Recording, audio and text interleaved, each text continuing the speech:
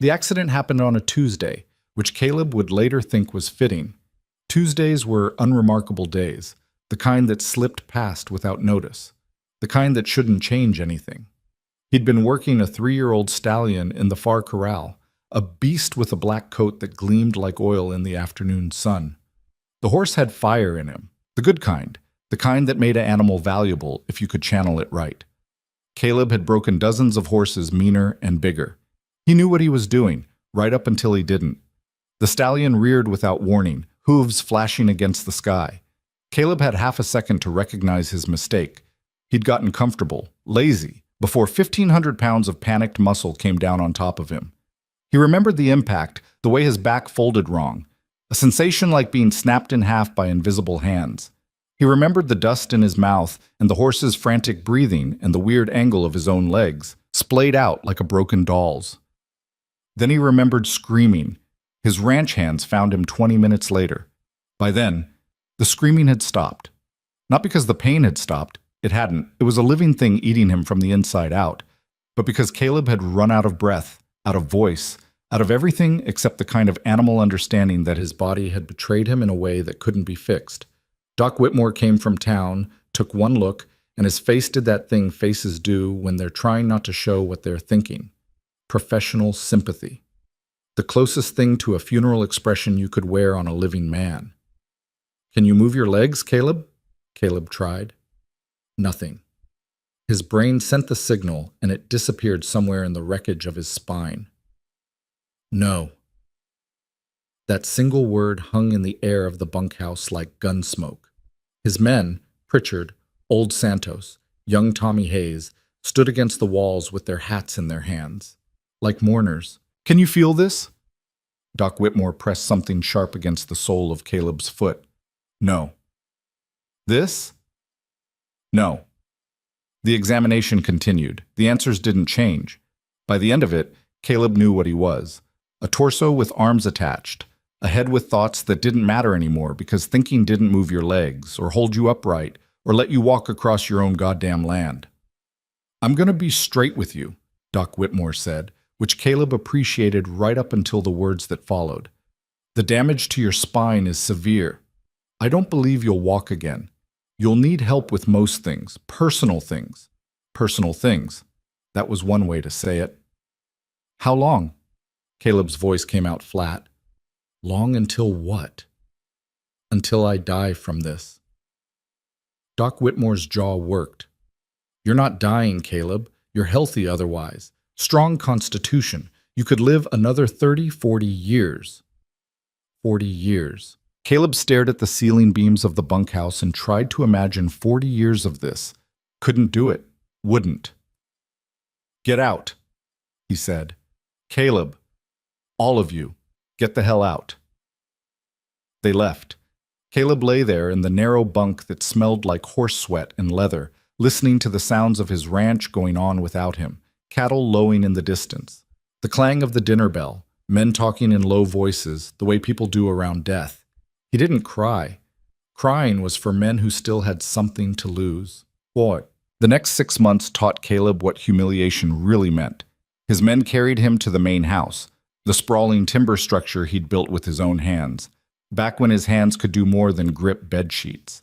They set up a room on the first floor, moved his things down from the bedroom upstairs where he'd never sleep again. The stairs might as well have been a mountain. They meant well. That was the worst part.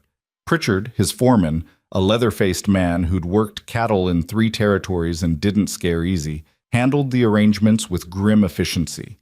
Hired a nurse from town, a severe woman named Mrs. Crenshaw, who had the bedside manner of a drill sergeant.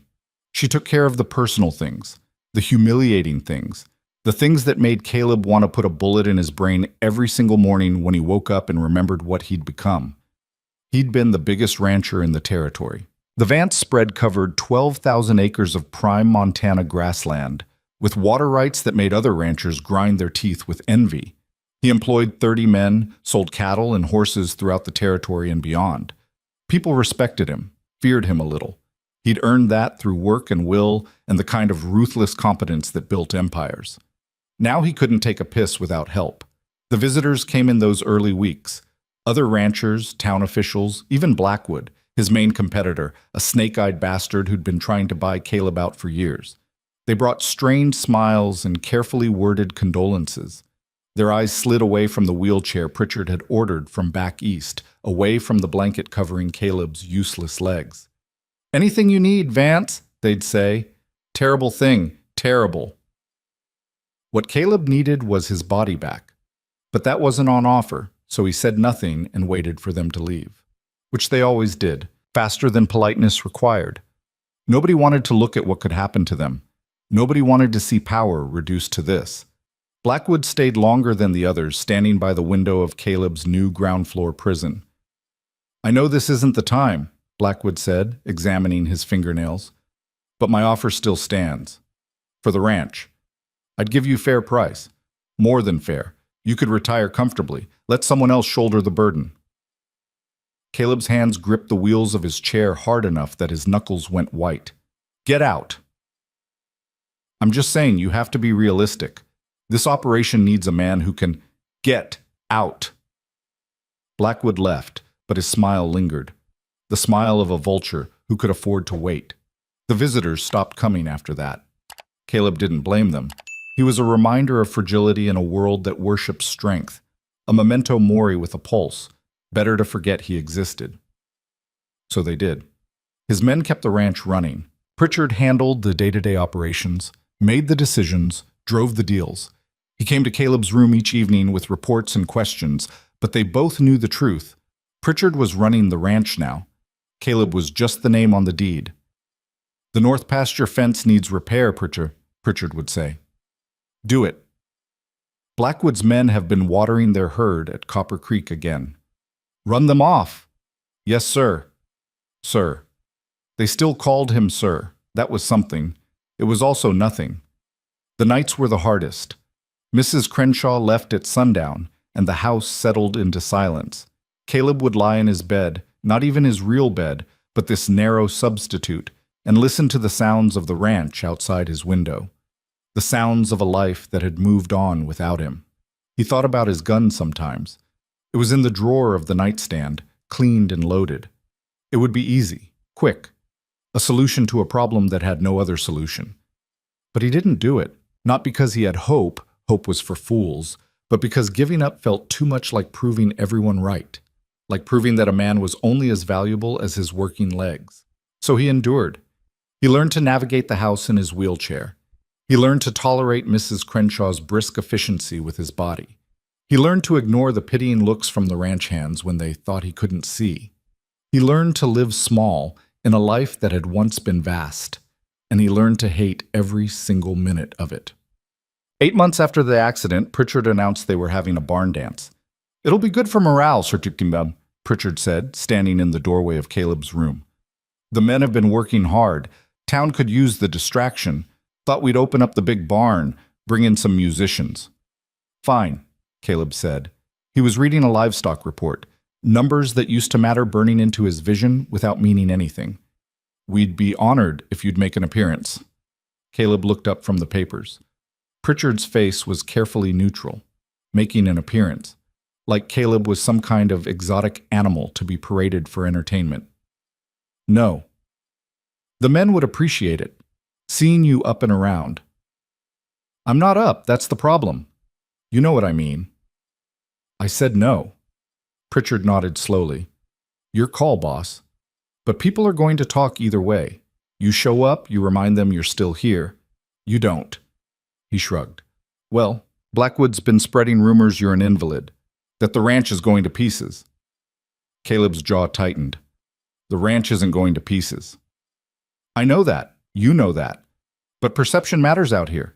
You know that too." It was manipulation, pure and simple. But it was also true. In the frontier hierarchy, weakness invited predation. If the other ranchers thought Caleb was finished, they'd circle like wolves, testing boundaries, pushing for advantage. Blackwood especially. "Fine," Caleb said. "I'll make an appearance." "Good." Pritchard almost smiled. "It'll be good to have you there."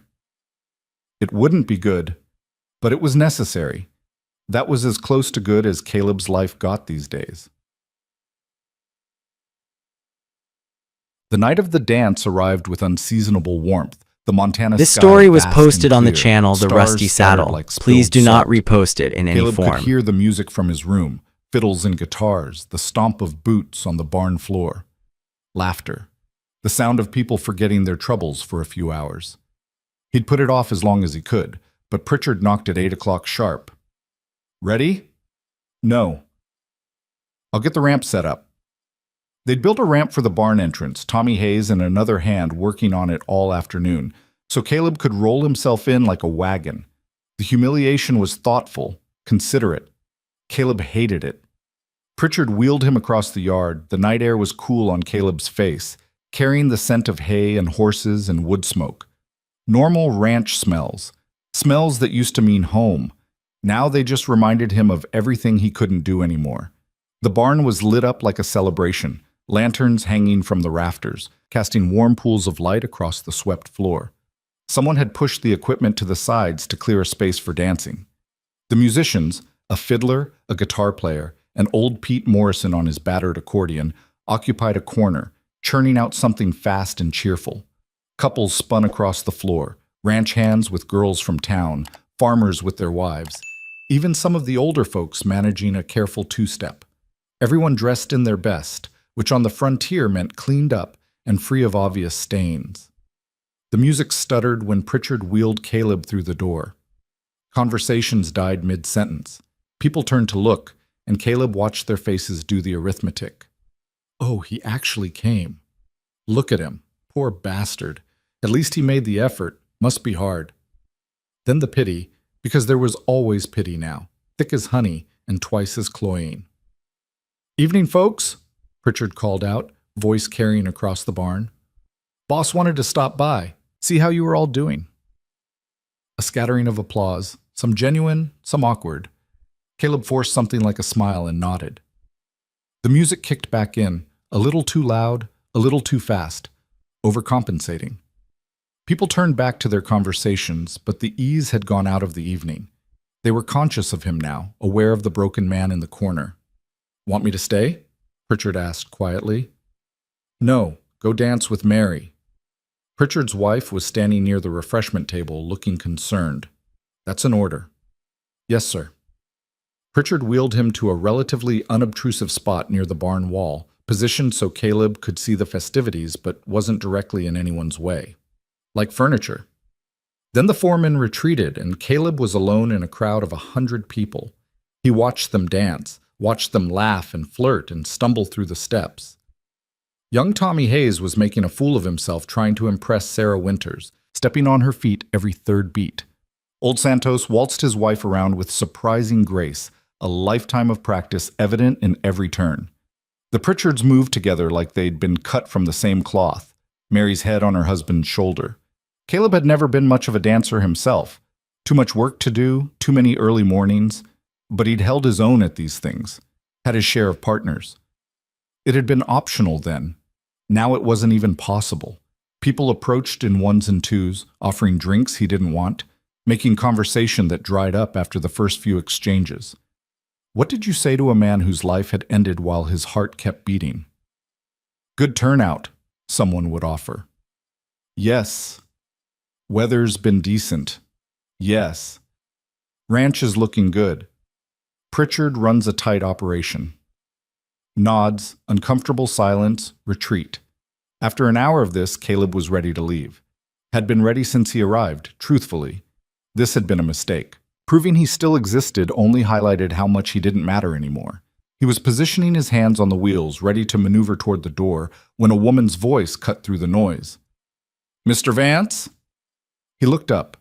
She was maybe 30, dark hair pulled back severe from a face that was all angles and determination. She wore a simple dress, gray with small flowers, the kind of practical garment women made for themselves when they couldn't afford frivolity. Her hands were rough. He could see that even from a distance. Working hands. Yes? I'm Mara Whitlock. I do seamstress work in town. He nodded. The name was vaguely familiar. Mrs. Whitlock. Widow Whitlock, actually. She said it matter of fact, no grief or self-pity in the words. Just fact. My husband died 2 years ago, accident at the lumber mill. I'm sorry. So am I. She paused, and something shifted in her expression, decision making itself visible. I was wondering if you'd care to dance. The barn didn't go quiet. The music didn't stop. But everything inside Caleb's head screeched to a halt. Excuse me? Dance, she repeated, patient, like he was slow. Would you like to? He stared at her, looking for the joke, the cruelty. There had to be a reason, a bet, maybe. Someone had dared her, or she was simple, not understanding what she was proposing. I can't dance, he said slowly, in case you hadn't noticed. I noticed. Her eyes were steady on his. Brown eyes, direct and unflinching. I'm asking anyway. Why? That stopped her for a moment. She considered the question like it mattered. Because you look like you could use a dance, she said finally. And because I'm tired of standing against the wall wishing someone would ask me. Seems like we could solve both problems. I'm in a wheelchair. I can see that. I can't stand up. Don't need to. People will stare. They're already staring at both of us. Might as well give them something to stare at. Caleb looked around the barn. She was right. People were watching now. The widow Whitlock and the crippled rancher, the strange conversation unfolding in the middle of their celebration. He could see the confusion, the curiosity, the judgment forming. This is a bad idea, he said. Probably. She held out her hand. Dance with me anyway. Later, Caleb wouldn't be able to explain why he said yes. Maybe because she'd asked without pity. Maybe because she was right about solving two problems. Maybe because for the first time in 8 months, someone had looked at him and seen something other than tragedy. He took her hand. She moved to his side and he realized she'd thought this through. She didn't try to pull him up or make him do the impossible. She just placed one hand on his shoulder, kept the other in his, and began to move. Slow, careful steps around his chair. He had to turn the wheels to keep facing her, to maintain the connection. It was awkward. It was graceless. It was nothing like dancing was supposed to be. It was also the bravest thing anyone had done for him since the accident. The music played on. The musicians had the good sense not to stop. But Caleb was only dimly aware of it. He was too focused on Mara Whitlock's face, on the concentration there as she figured out the rhythm of moving around an obstacle that couldn't move on its own. On the way, her hand gripped his, firm and sure. People were definitely staring now. He could feel their eyes like heat on his skin, the whispers starting up, weaving through the barn like smoke. They're going to talk about this, he said quietly. Let them. She guided him through something approximating a turn. Talking's free. Doesn't cost us anything. It might cost you, your reputation. My reputation is seamstress widow with a kid to feed. Not much to damage there. You don't know what you're doing. I know exactly what I'm doing. She met his eyes again, and there was steel in her gaze. I'm dancing with a man who thought nobody would ask him. That's all. But it wasn't all. They both knew it. This was defiance. This was a statement. This was a widow and a cripple telling a whole barn full of able-bodied, respectable people that the rules didn't apply when you had nothing left to lose. The song ended. Mara stepped back, released his hand, and executed a small curtsy, proper as a schoolgirl. Thank you for the dance, Mr. Vance. Caleb, he heard himself say. It's Caleb. Caleb, then. She smiled, and it transformed her severe face into something almost pretty. I enjoyed it. You're a terrible liar, Mrs. Whitlock. Mara, and I'm not lying. She glanced around the barn at all the staring faces. Though I think I should probably go before I cause you any more trouble. Too late for that. I suppose it is. She didn't sound sorry. Good evening, Caleb. She walked away, disappearing into the crowd. People parted for her like water around a stone. Caleb sat there, hand still warm from where she'd held it, trying to process what had just happened. Pritchard materialized at his elbow. Well, the foreman said. That was something. Was it? Boss, everyone in this barn is going to be talking about what they just saw. I know. Some of them are going to be ugly about it. I know that too. Pritchard studied him for a long moment. You want to leave? Caleb looked toward This the door story where was Ma had posted on the exited. channel The Rusty Thought about Saddle. the feel of Please her do hand, not the repost it in any steadiness her form. voice, the way she'd looked at him without pity or revision. Just looked at him. No, he said. I think I'll stay a while longer. He did. He stayed until the music wound down and people started drifting home, until the lanterns burned low and the dancers grew tired. He stayed because Mara Whitlock had asked him to dance, and for the first time in 8 months, Caleb Vance felt something other than rage and despair. He felt curious. The talk started the next morning and didn't stop for days. Mrs. Crenshaw heard it at the general store and reported back with tight-lipped disapproval. That Whitlock woman caused quite a scene at your dance, Mr. Vance. People are saying she was forward, inappropriate. People need to mind their business. Nevertheless, Mrs. Crenshaw sniffed. A widow should know better, especially with a man in your, condition. My condition, Caleb said flatly, is none of anyone's concern. But it was everyone's concern, apparently. Pritchard brought more news from town. The speculations ranged from calculating gold digger to simple-minded charity case. Someone suggested maybe she was drunk. Someone else said it was a bet. The most generous interpretation was that Mara didn't understand what she was doing, that she'd made a mistake out of ignorance. Nobody seemed to consider that she'd known exactly what she was doing and done it anyway. It'll blow over, Pritchard said. Give it a week, something else will catch their attention. He was probably right. Frontier gossip burned hot but brief. Still, Caleb found himself thinking about Mara Whitlock, wondering if the talk had reached her, wondering if she regretted her moment of defiance. 3 days after the dance, a package arrived. Pritchard brought it to Caleb's room, looking puzzled. This came for you. From town. It was wrapped in brown paper, tied with string. No note. Caleb opened it to find a new shirt, dark blue cotton, well made, with careful stitching along the seams and cuffs. The kind of work that took time and skill. Who sent it? Pritchard asked. But Caleb already knew. He recognized the quality, the precision. This was the work of someone who understood fabric and form, someone who cared about the details. The seamstress, he said. Mrs. Whitlock? Pritchard's eyebrows rose. Why would she, I don't know. But he did know, or thought he did. This was a statement, same as the dance had been. A refusal to pretend it hadn't happened. A refusal to apologize. Caleb held the shirt, feeling the weight of it in his hands. Good fabric, strong seams, made to last. Want me to return it? Pritchard asked. No.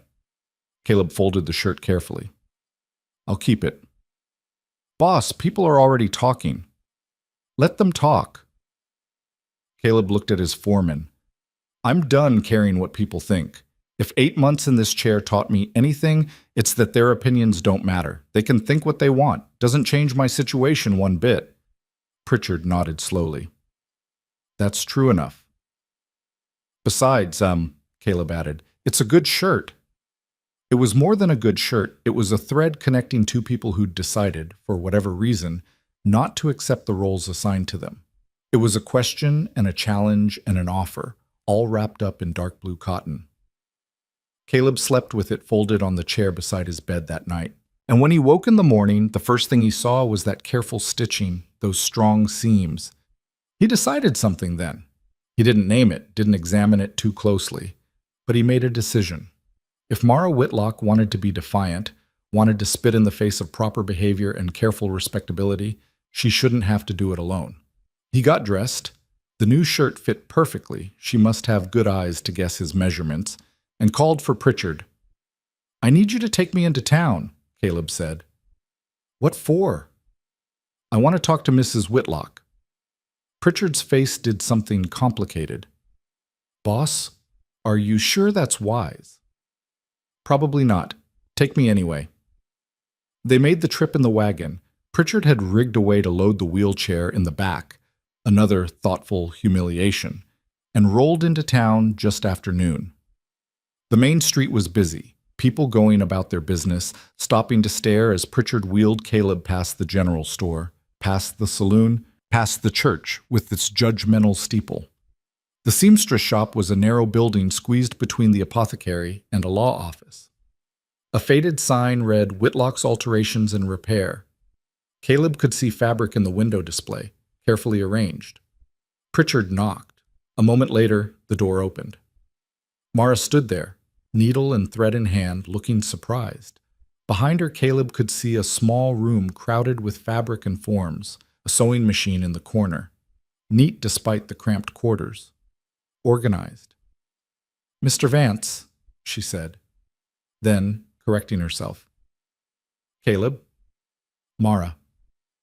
He felt suddenly foolish, sitting there in his chair outside her shop. "I came to thank you for the shirt." "It fits well, then?" "Perfectly." "Good." She smiled slightly. "You looked like you needed one." They stood there. Well, she stood. He sat. In awkward silence.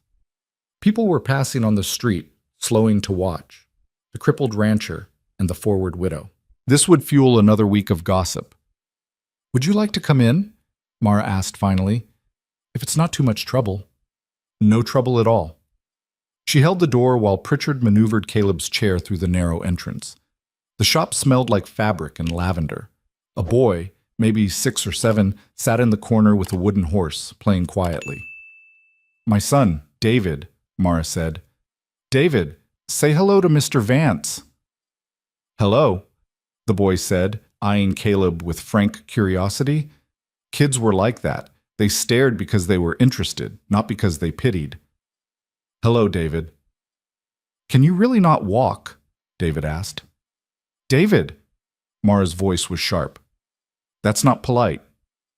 "It's all right," Caleb said. He looked at the boy. "No, I can't walk.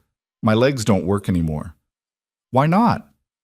"A horse fell on me. Broke my back." David processed this with the seriousness of children. "That must be terrible." "It is," Caleb agreed. "Pretty terrible." "David, go play in the back room," Mara said. "But, now, please." The boy went, casting one last curious look over his shoulder. When he was gone, Mara turned to Caleb with an expression that might have been embarrassment. "I apologize. He's at the age where he says everything he thinks. He's honest. I respect that." Caleb looked around the shop. "You do good work here." "I try. It pays the bills, mostly." She smoothed her apron, a nervous gesture. "Can I offer you coffee? It's not much, but coffee would be good." She disappeared into the back. Pritchard caught Caleb's eye and raised his eyebrows in a silent question. Caleb ignored him. Mara returned with 2 cups, chipped porcelain, but clean. She handed one to Caleb and kept the other, standing near her work table. "So, she said, you came all this way to thank me for a shirt?" "Partially. And the other part?" Caleb took a sip of coffee. It was strong, borderline bitter. "Good. I wanted to ask you something." "Ask, why did you dance with me?" "The real reason." She considered the question, same as she had that night. Mara didn't seem like a woman who spoke without thinking. "I told you the real reason. You looked like you needed a dance." "People need a lot of things. Doesn't mean anyone helps them get it." "True." She set her cup down. "You want me to say I felt sorry for you?" "I did. I felt sorry for myself, too. 2 people stuck on the edges of a party, watching everyone else live, seemed wasteful. And the shirt? You looked like you needed that too, and I needed to make something. Creating helps when I feel useless." She met his eyes. "We're not that different, Caleb. You lost something vital. So did I. Everyone treats us like we're broken. Maybe we are, but broken doesn't mean worthless." The words hit him harder than he expected. Because she was right. Because she'd put into simple sentences what he'd been feeling for 8 months and couldn't articulate. "People are talking," he said. "I know. About you. About us. They're saying you're after my money. That you're crazy. That you're—" "I know what they're saying." Her voice was calm. "Let them say it.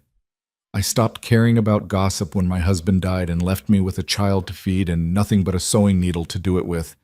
Their opinions don't put food on my table. They could make things harder for you, fewer customers. Maybe. She shrugged. Or maybe some people will respect that I did what I wanted instead of what was expected. Either way, I'm not apologizing. This story was posted on the Caleb channel felt The something Rusty shift in Saddle. his chest, Please do not something that repost had it been in any locked down form. tight for months. Good, he said. Don't apologize. They looked at each other across the small shop. Outside, the town carried on with its business, its gossip, its judgment. Inside, two people who'd been written off found something unexpected: recognition. I should go, Caleb said finally. Let you get back to work. All right? Pritchard appeared, ready to wheel him out, but Caleb stopped at the door. Mara? Yes? Would you have dinner with me? At the ranch? Bring David. Nothing fancy, just... He searched for the right words. I'd like to talk more, if you would. She smiled, that same transformation, severe to warm. I'd like that. Saturday? Saturday works. He nodded. Pritchard wheeled him out into the street, into the watching eyes, and whispered speculations. Caleb didn't care. For the first time since the accident, he had something to look forward to that wasn't just enduring another day. He had curiosity. He had interest. He had the memory of a woman's hand in his and the promise of more conversations with someone who understood what it meant to be invisible. As they loaded him back into the wagon, Pritchard cleared his throat. Boss, you know what you're doing? No, Caleb admitted. But I'm doing it anyway. Fair enough. Pritchard climbed into the driver's seat. For what it's worth, I think she's got backbone. More than most. She does. They rode back to the ranch in comfortable silence. When they arrived, Caleb didn't go straight to his room. Instead, he had Pritchard wheel him out to the front porch, where he could see his land stretching away toward the mountains. 12,000 acres, 30 employees, cattle and horses, and respect earned through sweat and blood. He'd built all of this when he could stand on his own 2 feet. Now he couldn't stand. But maybe, just maybe, he could build something else, something that didn't require legs or strength or the frontier's narrow definition of what made a man valuable. Maybe he could build something with a woman who looked at obstacles and asked, why not? Instead of accepting because. The sun was setting, painting the sky in shades of orange and red. Caleb watched it and felt something he'd thought was dead. Hope was too strong a word, but possibility. That might be accurate. Possibility that life wasn't over just because his legs were. Possibility that there were still things worth reaching for, even from a wheelchair. Possibility that a paralyzed rancher and a widowed seamstress could tell the whole damn territory to go to hell and mean it. Saturday couldn't come fast enough. Saturday arrived with rain. Not the gentle kind that whispered against windows, but the hard Montana rain that turned roads to mud and made everything twice as difficult. Caleb watched it from his window and wondered if Mara would cancel. It would be reasonable. The road from town was bad enough in good weather. In this downpour, with a young boy in tow, it would be miserable. But at 6 o'clock, he heard the wagon pulling up to the house. Pritchard must have sent someone to fetch them. Caleb positioned his chair near the parlor entrance, suddenly nervous in a way he hadn't been in years. Not since he was young and stupid and trying to impress a girl at a church social. Mara came through the door, shaking water from her shawl, David clutching her hand. They both looked damp but determined. The boy's eyes went wide at the size of the entrance hall. This is a big house, David said. David, Mara warned. It's all right. It is a big house. Caleb wheeled himself forward. Too big for one person, truthfully. Gets lonely. Mrs. Crenshaw appeared from the kitchen, her expression suggesting she'd smelled something unpleasant. She'd made her opinions about this dinner clear all week. A widow and her child, coming to the house. At the master's invitation. Improper didn't begin to cover it. Dinner will be ready in 20 minutes, Mrs. Crenshaw said stiffly. I've set the dining room. Thank you, Mrs. Crenshaw. The nurse disappeared with a sniff. Mara watched her go, then looked at Caleb with raised eyebrows. She doesn't approve, Caleb said. I gathered. She doesn't approve of much, especially not anything that might be considered unconventional. Then she must really hate me. She'll get over it. Caleb gestured toward the parlor. Please, come in. Warm up by the fire. The parlor was one of the few rooms in the house that still felt lived in. Caleb spent most of his time here when he wasn't in his bedroom. A fire crackled in the stone fireplace, throwing warm light across the furniture and rugs. David immediately gravitated toward the fire, holding out his small hands. Mara settled into a chair near Caleb's wheelchair, her movements careful. She'd dressed nicely, the same gray dress from the dance, but with a different shawl. Caleb noticed the repairs she'd made to it, nearly invisible stitching where the fabric had worn thin, making do. He understood that better now than he once had. "Your home is beautiful," she said. "Was beautiful. I built most of it myself before." He gestured vaguely at his legs. "Now I just occupy part of it." "You still built it. That doesn't go away." David was exploring the room with the unself-conscious curiosity of children. He stopped in front of a mounted elk head above the mantel. "Did you shoot that?" he asked Caleb. "I did. About 5 years ago." "How?" "With a rifle. It took 3 days of tracking through the mountains. Nearly froze to death doing it." "Why didn't you give up?" "Good question. Because giving up would have meant those 3 days were wasted. Sometimes you just have to see things through." David considered this seriously, then moved on to examine a collection of books on a shelf. Mara watched him with the kind of alertness mothers developed when their children were in unfamiliar places. "He's well behaved," Caleb observed. "He knows I can't afford for him not to be." Mara's voice was matter-of-fact. When your livelihood depends on people's goodwill, you teach your child early about making good impressions. "That sounds exhausting." "It is." She smiled without humor. "But less exhausting than starving." The bluntness caught Caleb off guard. Most people dressed up their struggles in softer language, made poverty sound temporary or genteel. Mara just called it what it was. "Business isn't good?" he asked. "Business is fine. There's always sewing to be done. But fine isn't the same as comfortable, and comfortable isn't the same as secure." She smoothed her skirt. "I'm 1 bad month away from losing the shop. Always have been since Thomas died." "Your husband?" "Yes. He was a good man. Not particularly ambitious, not particularly clever, but steady, reliable. When he died, I realized I'd been relying on steady and reliable without building anything of my own. That was my mistake." "You can't blame yourself for—" "I don't blame myself. I'm just stating facts. He worked. I kept house. We got by. Then he didn't work anymore. And getting by became getting through, which became barely surviving." She met Caleb's eyes. "I'm telling you this because I don't want you thinking I'm something I'm not. I'm not a charity case looking for rescue.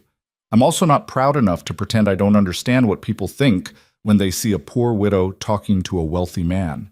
And what do people think? That I'm calculating, that I danced with you because I saw an opportunity." She didn't flinch from it. "Maybe they're not entirely wrong. I did see an opportunity, just not the one they're imagining." "What opportunity did you see?" "Someone who understood what it's like to be invisible.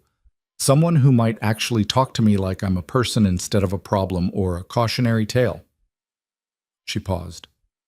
"Was I wrong?" Caleb thought about it. About the weeks since the dance, the way he'd found himself thinking about her direct gaze and uncompromising honesty. About how conversations with everyone else felt like walking through a play where everyone knew their lines except him. "No," he said, "you weren't wrong." Mrs. Crenshaw appeared in the doorway. "Dinner is served."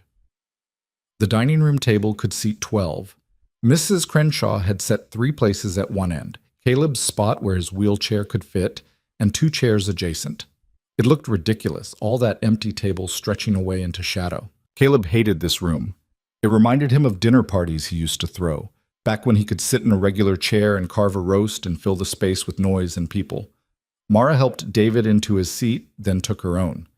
Mrs. Crenshaw served the food with efficient silence: beef roast, potatoes, carrots, bread. Simple ranch fare, well prepared. David's eyes widened at the portions. Caleb wondered when the boy had last seen a meal this size. They ate quietly for a few minutes. David attacked his food with single-minded intensity, while Mara ate more carefully, trying to demonstrate proper manners for her son while also clearly being hungry. This This is story very was good, posted on the Mara channel said. The Rusty Please, Saddle. thank you, Please cook. do not repost it Mrs. in any Crenshaw form. does the cooking too. She's remarkably competent and remarkably disapproving. That too. David looked up from his plate. Why doesn't she like us? David, Mara said sharply, it's a fair question. Caleb cut a piece of beef, the knife awkward in his hand. His fine motor control had taken time to rebuild after the accident. Mrs. Crenshaw thinks I should be more careful about my reputation. She thinks having dinner with a widow might give people the wrong idea. What idea? David asked. That your mother and I are... Caleb glanced at Mara, who looked amused. Friends. Are you friends? I think so. Are we, Mara? Getting there, she said. Why is being friends bad? David persisted. It's not bad, Mara told her son. Some people just think that widows and unmarried men shouldn't spend time together without other people around. They think it's improper. Why? Because they're nosy busybodies with too much time on their hands, Caleb said. Mara's lips twitched. That's one explanation. It's the accurate one.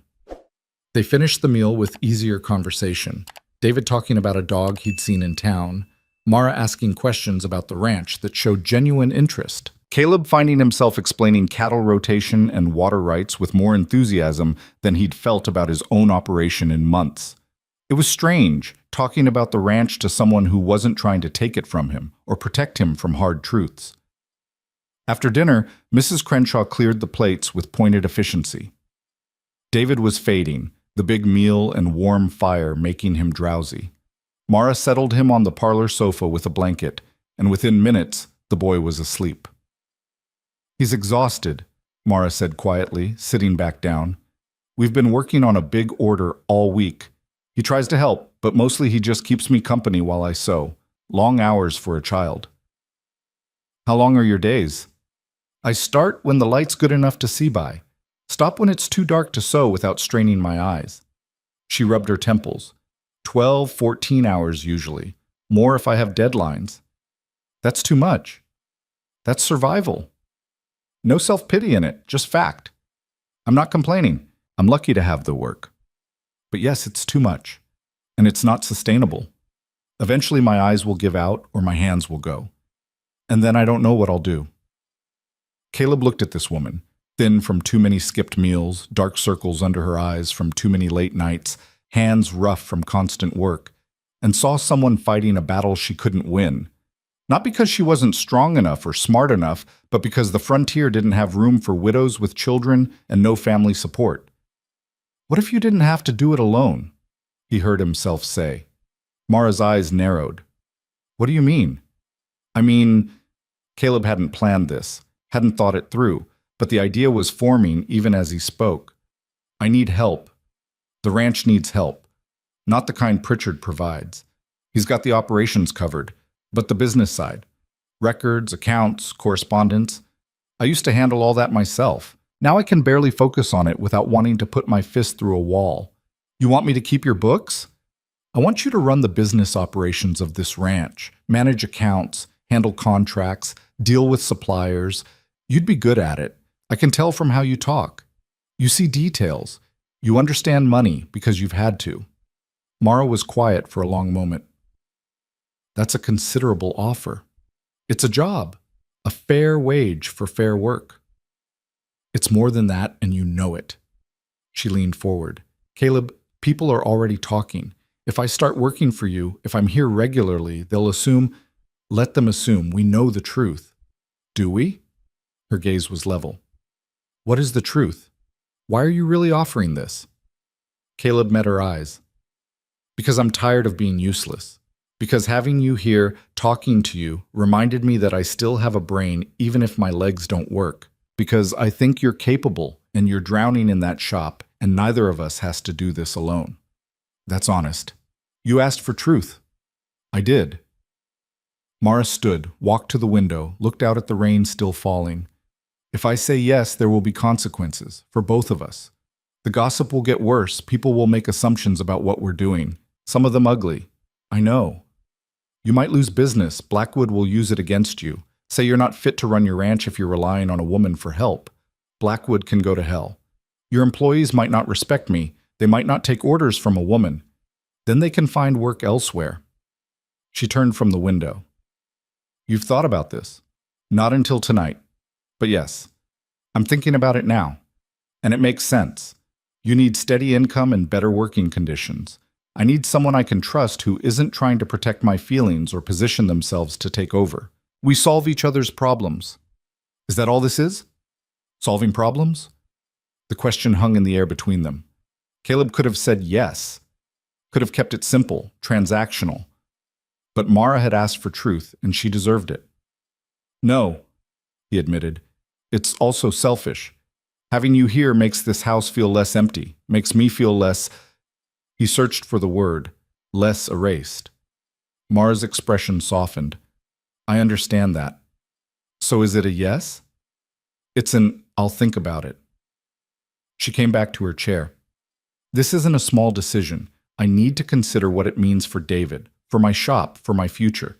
I won't rush into something this significant just because it's tempting. Fair enough. Give me a week. Let me look at my finances, talk to a few people, think it through properly. Take the time you need. They sat in companionable silence, listening to the rain and David's soft breathing from the sofa. Eventually, Mara said, I should get him home. It's late. Stay, Caleb said. Both of you. The roads are terrible, and you'd have to wake him. There are half a dozen empty bedrooms upstairs. Caleb, I know how it looks, but it's practical. Mrs. Crenshaw sleeps here 3 nights a week anyway. She can chaperone if that makes it more proper. And frankly, I don't care what people think anymore. I really don't. Mara studied him. You mean that? I do. 8 months in this chair taught me that people's opinions are worth exactly nothing. They pitied me when I was broken, they'll judge me no matter what I do, and none of it changes my situation, so I might as well do what makes sense. All right, Mara said finally. We'll stay. But I'm telling you now, this is going to add fuel to the fire. Let it burn.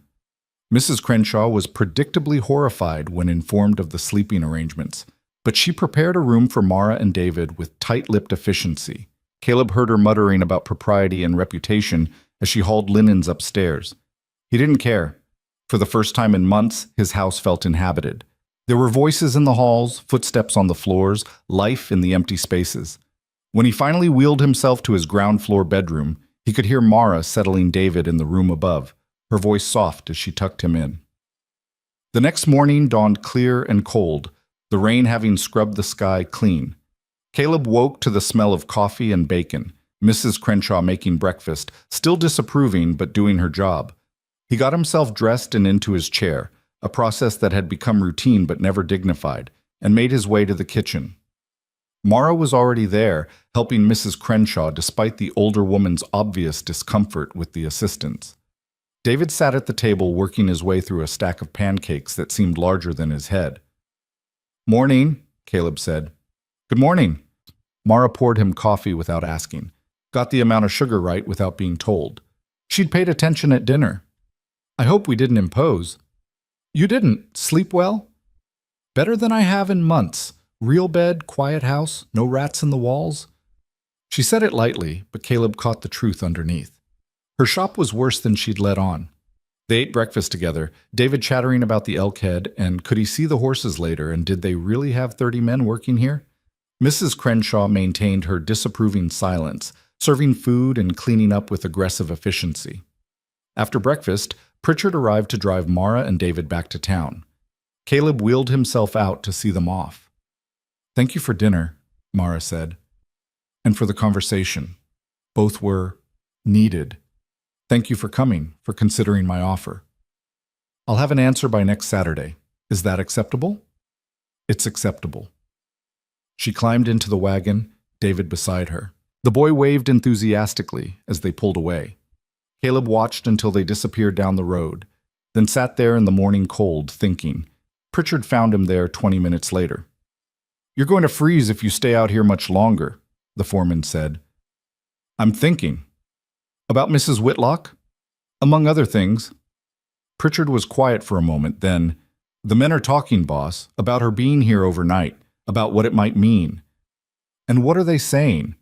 That you're either being foolish or smart, depending on who's talking. Some think she's taking advantage. Others think maybe you've found something worth holding on to. Pritchard paused. For what it's worth, I'm in the second camp. Why? Because I've watched you these past months. Watched you give up on everything except breathing. Then she asked you to dance and something changed. You got interested in living again. That's worth more than any gossip. Caleb looked at his foreman, this man who'd worked for him for 15 years, who'd carried him to the house after the accident, who'd watched him at his lowest and never once treated him like he was less. If she takes the job, some of the men won't like it, Caleb said. Probably not. If they can't This handle story it, was posted I on the want them channel gone. The Rusty Saddle. No second Please chances. do not repost I it won't in any have her form. undermined. Understood. And Pritchard, if anyone, and I mean anyone, says anything disrespectful about her, I want to know immediately. Yes, sir. They went inside. Caleb spent the morning going through ranch records with Pritchard, looking at the books he'd been neglecting. The numbers told a story he didn't like. Profits were down, not catastrophically, but noticeably. Small inefficiencies adding up, contracts that weren't being maximized. The ranch was running, but it wasn't thriving. It needed the kind of attention Caleb used to give it. The detailed, tedious work of optimization and negotiation. Work he couldn't do from his chair, not with the depression that turned everything gray and pointless. But maybe Mara could. The week crawled by. Caleb found himself watching the road more than usual, as if Mara might appear early with her answer. She didn't. Saturday came with agonizing slowness. When it finally arrived, he was ready by noon, even though he'd told her 2 o'clock. Mrs. Crenshaw noticed his agitation and made pointed comments about desperation being unattractive in a man. He ignored her. Mara arrived exactly at 2, alone this time. A neighbor was watching David, she explained. This conversation was for adults.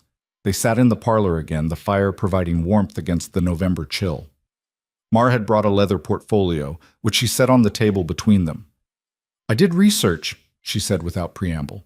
Talked to people in town, looked at my finances, considered what this job would mean. She opened the portfolio. I made a list of terms. Terms? If I'm going to do this, we're doing it right. Proper business arrangement, clear expectations, fair compensation. She pulled out a handwritten document. I want a formal contract. Monthly salary, not day wages. Enough to close my shop and rent a better place for David and me. Something with heat and no rats. That's reasonable. I want access to all financial records, complete transparency. I can't manage what I can't see. Agreed. I want authority to make decisions under a certain dollar amount without needing your approval every time. We'll set the threshold together, but I need to be able to act independently. Caleb found himself smiling. You have thought about this. Did you expect less? No, keep going. I want it clear that this is a professional arrangement. You're my employer, I'm your employee. Whatever else might be developing between us, and I think we both know something is, it stays separate from the business. I won't have people saying I slept my way into a job. Understood. And finally, she met his eyes.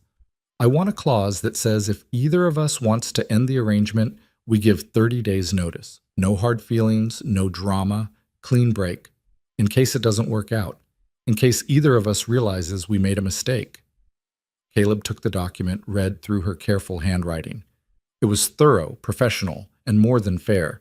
It was the work of someone who understood that trust was built on clear agreements, not vague promises. I'll have a lawyer draw up something proper, he said. But these terms are acceptable, more than acceptable. Then I'm saying yes. Relief and something else, something warmer, flooded through him. When can you start? I need 2 weeks to close the shop, settle my affairs, find new lodging. Don't find new lodging. Mara's eyebrows rose. Excuse me? Live here. You and David. There are 10 empty bedrooms going to waste. You'd be closer to work. David would have space to run around instead of being cooped up in town, and it would save you rent money. Caleb, that's practical. It's practical. You'll be working long hours, especially at first. Commuting from town every day doesn't make sense. He could see her resistance, anticipate her arguments. Yes, people will talk. They're already talking. Let's give them something to really gossip about. You're serious? Completely. Think about it practically. What makes more sense? You exhausting yourself traveling back and forth, or you having a room here where you can work when needed and rest when you want? Mara was quiet, thinking it through. If we do this, there need to be rules, boundaries. David and I would have our own space. Mrs. Crenshaw continues to live here as chaperone. And if at any point it becomes untenable, we move out. No arguments. Agreed. This is insane. Probably. Is that a yes? She laughed, the sound surprised out of her. Yes. Against my better judgment, yes. They shook hands, formal and businesslike. But Caleb felt the warmth of her palm against his, the strength in her grip. This was really happening. His empty house was about to fill with life again. The 2 weeks passed in a blur of preparation. Caleb had the East Wing bedrooms cleaned and furnished, a large room for Mara with a desk and good light, a smaller connecting room for David.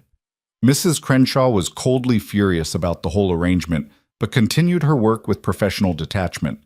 Mara closed her shop, sold off her equipment to pay outstanding debts, and packed up her modest belongings.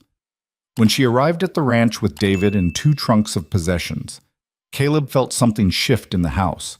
It wasn't empty anymore. David adapted immediately, running through the halls with the boundless energy of a child suddenly freed from constraints. The ranch hands were bemused by the small boy asking endless questions about horses and cattle and how everything worked. Mara adapted differently. She took to the work with an intensity that surprised even Caleb. She spent the first 3 days doing nothing but reading through 5 years of records, taking notes, asking questions. She didn't comment, didn't judge, just absorbed information with methodical focus. On the 4th day, she presented Caleb with a 10-page analysis of the ranch's financial situation. We're losing money in 3 key areas, she said, laying out her notes on his desk. Cattle sales are underpriced because we're not timing the market right. We're selling when everyone else sells, which drives prices down. If we adjusted our schedule, held cattle an extra month or 2, we could get 15% more. We'd have to feed them longer. I did the math. The increased feed cost is less than the price gain. Net profit goes up 8%. Caleb read her calculations. She was right. Second issue, Mara continued. You're buying grain from Sanders at markup because he delivers, but Patterson sells for 20% less. If we sent our own wagons to pick up, we'd save significant money even accounting for labor and transport. Patterson's 3 days away. Yes, but the savings over a year would pay for a dedicated supply run monthly. Again, I have the numbers. She did. They were solid. Third issue is contract terms. You're locked into agreements that made sense 5 years ago but don't now. These need to be renegotiated. She pulled out another sheet. I've drafted new terms for the 3 biggest contracts. Margins improve by 12% if we can get suppliers to agree. Caleb stared at her work. In 4 days, she'd identified problems he'd been too demoralized to see and provided concrete solutions. How did you... He gestured at the papers. I ran a household on nothing for 2 years. You learn to see where money's being wasted. She sat back. This ranch is profitable, Caleb, but it could be much more profitable with some adjustments. You've been surviving. I want us to thrive. Us. She'd said us. Make it happen, Caleb said. Whatever you need, you have authority to do it. I'll need to visit suppliers, negotiate in person. Take whoever you need. Pritchard can spare men for escort. And if they don't want to negotiate with a woman, then we find new suppliers. I'm not interested in doing business with people who can't see value when it's in front of them. Mara smiled. All right then, let's get to work. She did. Over the next month, Mara transformed the ranch's business operations. She renegotiated contracts, restructured payment schedules, implemented new tracking systems for inventory and expenses. She worked 12-hour days, often longer, David playing quietly in her office while she crunched numbers and wrote correspondence. The ranch hands were skeptical at first. A woman running the business side, telling them how to adjust operations for efficiency? But Mara won them over through competence and respect. She learned every man's name, understood what they did, and never asked for changes without explaining why. When she said adjust the feeding schedule, she explained the cost savings. When she restructured the work rotation, she showed how it reduced overtime expenses while giving men more predictable hours. The results spoke for themselves. By the end of the first month, This story was ranch profits had posted on the increased by channel The Rusty 18%. Saddle. By Please the do end of not the second repost month, it in any it was form. 25%. Blackwood noticed. Of course he noticed. He showed up unannounced on a cold December morning, riding up to the house with two of his men. Caleb was in his office with Mara, reviewing quarterly projections, when Mrs. Crenshaw announced the visitor. "Send him in," Caleb said. Blackwood entered, removing his hat with exaggerated courtesy. His eyes went immediately to Mara, sitting at the desk with ledgers spread around her. "Vance, but," Blackwood said, "I hope I'm not interrupting." "You are, but come in anyway." Blackwood's smile was thin. "I see the rumors are true. You've hired yourself a bookkeeper." The pause before bookkeeper was deliberate, insulting. "Mrs. Whitlock is my business manager," Caleb said evenly, "and she's excellent at her job. I'm sure she has many talents." Blackwood's gaze slid over Mara in a way that made Caleb's hands tighten on his chair arms. "Must be convenient, having her living here. Easy access to consultation." Mara's face remained neutral, but Caleb saw her jaw tighten. "State your business, Blackwood," Caleb said, "or get out." "Just being neighborly, wanted to see how you were managing." Blackwood picked up one of the ledgers, flipped through it without permission. "Heard you've been making changes, renegotiating contracts, getting aggressive with pricing. Competitive pricing, there's a difference. Some folks might call it desperate, trying to prove something. Then those folks would be wrong." Blackwood set the ledger down, turned his attention fully to Caleb. "I'm going to speak plainly, Vance. You're not well. Everyone knows it. Running a ranch from a wheelchair is hard enough without—" He glanced at Mara. "Distractions. My offer still stands. Sell to me. Walk away with your dignity intact." "My dignity is fine. Is it?" Blackwood's smile sharpened. "The whole territory is talking about you and your widowed bookkeeper, living together, working together. People are drawing conclusions. Let them draw whatever they want. It reflects poorly on both of you, on your judgment, on her character." "Watch your mouth," Caleb said quietly. "I'm just saying what everyone's thinking. And I'm telling you to watch your mouth, Mrs. Whitlock is a professional doing professional work. If you or anyone else has a problem with that, the problem is yours, not ours." Blackwood's expression hardened. "You're making a mistake. This little—" He waved dismissively at the ledgers. "Reorganization won't save you. You're a cripple playing rancher while your hired woman does the real work. Eventually, people will see through it. Your men will lose respect. Your business partners will look elsewhere. And when it all falls apart, my offer won't be on the table anymore." Mara spoke for the first time, her voice calm and cold. "Mr. Blackwood, I've reviewed your operations numbers, publicly available information. You're leveraged to the point of recklessness. Your margins are thin, and you've been trying to buy the Vance Ranch for 5 years because you need the water rights to make your own spread viable. So let's not pretend this concern about Mr. Vance's dignity. You're worried because we're out-competing you." Blackwood's face went red. "How dare you? The numbers don't lie. Your cattle sales were down 12% last quarter, while ours were up 25%. You're bleeding money, and we're banking it. That's what this visit is really about." Blackwood turned to Caleb. "You're going to let her speak to me like that?" "She's stating facts. I appreciate facts. This isn't over. I didn't think it was. Now get out of my house." Blackwood left, his men following. Through the window, Caleb watched them ride away, Blackwood's shoulders rigid with anger. "That was dangerous," Caleb said finally. "I know." Mara was gathering the ledgers Blackwood had disturbed, but he needed to hear it. Men like him only respect strength. He'll come at us harder now. Good, let him come. We'll be ready. Caleb looked at this woman, fierce, unflinching, willing to make enemies to protect what they were building, and felt something warm expand in his chest. "Thank you," he said. "For what?" "For standing up for us. For not backing down. I told you I wasn't looking to be rescued. She met his eyes. I'm here to build something. That means fighting for it when necessary.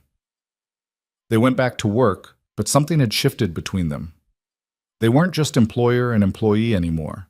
They were allies, partners in something bigger than business.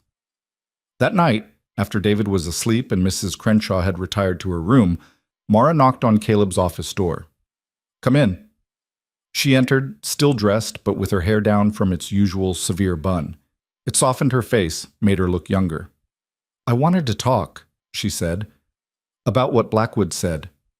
Ignore him. He's desperate. I'm not worried about him. I'm worried about you. She sat across from him. He was right about one thing. People are talking, and it's going to get worse. Are you prepared for that? I told you, I don't care what people think. You should care. Not because their opinions matter, but because they can affect business. If enough people decide we're... She hesitated. Improper. They might take their dealings elsewhere. Then we'll find new business. Caleb, Mara, listen to me. I spent 8 months wishing I was dead because I'd lost everything that made me feel valuable. Then you came along and reminded me that value isn't about legs or strength or what other people think. It's about what you build, what you create, what you refuse to let be taken from you. He leaned forward. This ranch is stronger now than it's been in years because of you. I'm stronger because of you. So if people want to gossip, let them. We have work to do. She was quiet, studying his face in the firelight. Then she smiled. All right, we'll do it your way. Our way, Caleb corrected. This is ours now. Ours, she agreed. She left after a few more minutes of companionable silence. Caleb sat alone in his office, listening to the house settling around him. His house.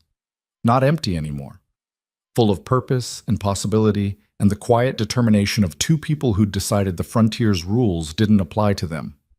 Outside, winter was coming. The first real snow would fall soon, locking the territory into months of cold and isolation. But inside, something warm was taking root. Something that looked a lot like hope. Winter hit hard that year. Snow piling up in drifts that buried fence posts and turned the landscape into something from a child's imagination of what cold should look like. The ranch work slowed to essential operations only, feeding cattle, breaking ice on water troughs, keeping animals alive until spring. Inside the house, though, work accelerated. Mara had transformed Caleb's cluttered office into something resembling actual organization. Files were categorized, correspondence sorted by priority, financial records updated daily instead of quarterly. She worked with a focus that bordered on obsessive, often still at her desk when Caleb wheeled past at midnight. You need to sleep, he told her one night in late December, finding her hunched over a stack of contracts by lamplight. I need to finish this. She didn't look up. Patterson's new terms need a response by Friday. It's Tuesday. You have time. I want it done right, not rushed. Caleb recognized the drive. He'd had it himself once, that need to prove value through constant productivity. It had driven him to build his ranch into an empire.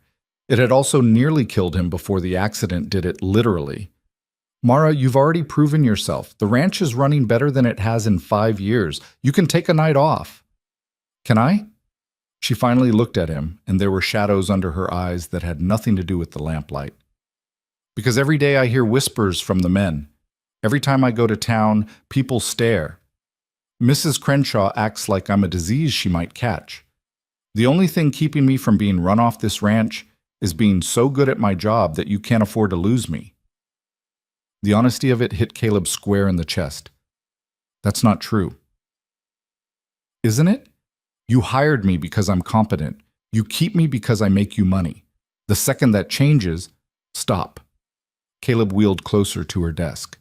You really think that's all this is? A business transaction? Mara set down her pen carefully. What else would it be? I don't know, but it's not just business and hasn't been for a while. The words hung between them, sharp and dangerous.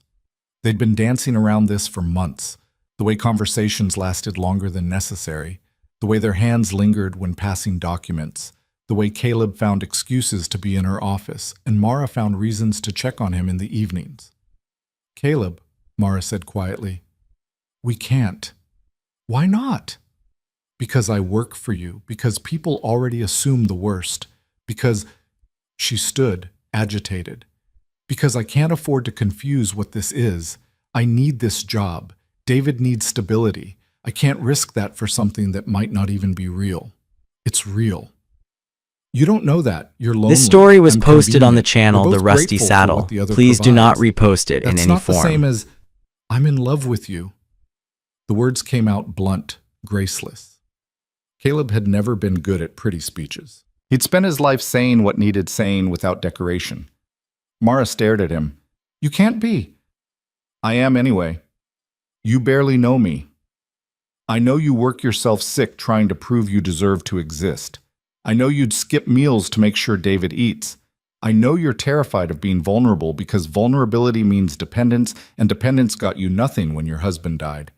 I know you see details everyone else misses, and you're smarter than half the businessmen in this territory, but you're constantly apologizing for taking up space. He paused. I know you, Mara, and I love you. She was shaking her head. This is a mistake. Probably. People will say I manipulated you, that I used your loneliness to secure my position. Let them say it. Caleb, be serious. I am serious. I love you. Not because you're convenient or because I'm lonely, though I was both of those things when we met. I love you because you looked at a broken man in a wheelchair and saw someone worth dancing with. Because you're fierce and brilliant, and you don't back down from fights even when you should. Because when I'm with you, I remember what it feels like to want something beyond just surviving the day. Mara pressed her hands to her face. When she lowered them, her eyes were wet. I can't do this. I can't risk everything I've built here for what? For the chance to be happy? For the possibility of building something together that's more than just a business arrangement? For something that might fall apart and leave me worse off than when I started. Her voice cracked. You don't understand what it's like to have nothing, Caleb. To be one disaster away from begging on streets. I can't go back to that. I won't. Then don't. Stay here. Not as an employee. As my... He stopped, searching for the right word. As my partner. In everything. Are you asking me to marry you? The question should have terrified him. Instead, it felt like clarity. Yes. That's insane. We've known each other 4 months. I don't care. Society will. To hell with society. Caleb, Mara, listen to me. I'm a cripple in a wheelchair. You're a widow with a child. We're already outsiders. We're already breaking every rule by living under the same roof and working together and giving the town something to gossip about over Sunday dinner. So why not break one more rule? Why not actually be what they're accusing us of being? Because marriage is permanent. Because if it fails, we handle it like adults. But I don't think it will fail. I think we're both too stubborn to let something we've built fall apart. Mara sank back into her chair, looking exhausted. You're really serious about this. I've never been more serious about anything in my life. I need time to think. Take all the time you need. I'm not going anywhere. He offered a thin smile. Can't, actually. Wheelchair. That got a surprised laugh out of her. Watery, but genuine. That's terrible. I know, but it's true. She looked at him for a long moment. If I say yes, and I'm not saying I will, but if I did, what would that look like? Practically. We get married. You and David live here officially, not as employees, but as family. You continue managing the ranch business because you're good at it, and I trust you. We face down whatever gossip and judgment comes our way. We build something that lasts. That's very neat, very organized. You love organization. I do. She twisted her hands together. But marriage isn't a ledger, Caleb. It's not numbers that balance out. It's messy and complicated, and people's feelings change. Do you have feelings for me? The question caught her off guard. That's not fair. It's a simple question. It's not simple at all. She stood again, paced to the window. Snow was falling outside, heavy flakes drifting past the glass. I care about you. I respect you. I enjoy your company. But I don't know if that's love or gratitude or just exhaustion from being alone so long. Then we figure it out together. What if we're wrong? What if we do this and realize we've made a terrible mistake? Then at least we tried. At least we didn't let fear make our decisions for us. Mara was quiet for a long time, watching the snow. Finally, she said, I need a week to think about this properly, to consider what it means for David. To be sure, take a week, take a month. I'll still be here. A week is enough. She turned from the window. But Caleb, if I say yes, I need you to understand something. I'm not saying yes because you saved me or because I need security. If I marry you, it'll be because I choose to, because I want to build this life with you, not because I have no other options. I wouldn't want it any other way. She nodded slowly. Good. Then let me think. The week that followed was the longest of Caleb's life. Mara continued her work with the same focused intensity, but there was a carefulness between them now. Conversation stayed professional. They didn't linger in the same room. Even David noticed, asking his mother why she seemed so distracted.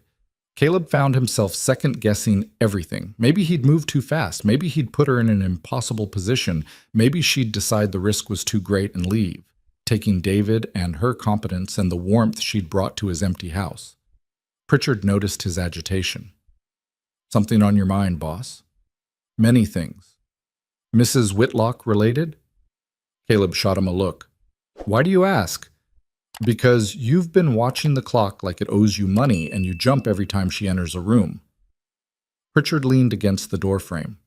For what it's worth, the men have come around on her.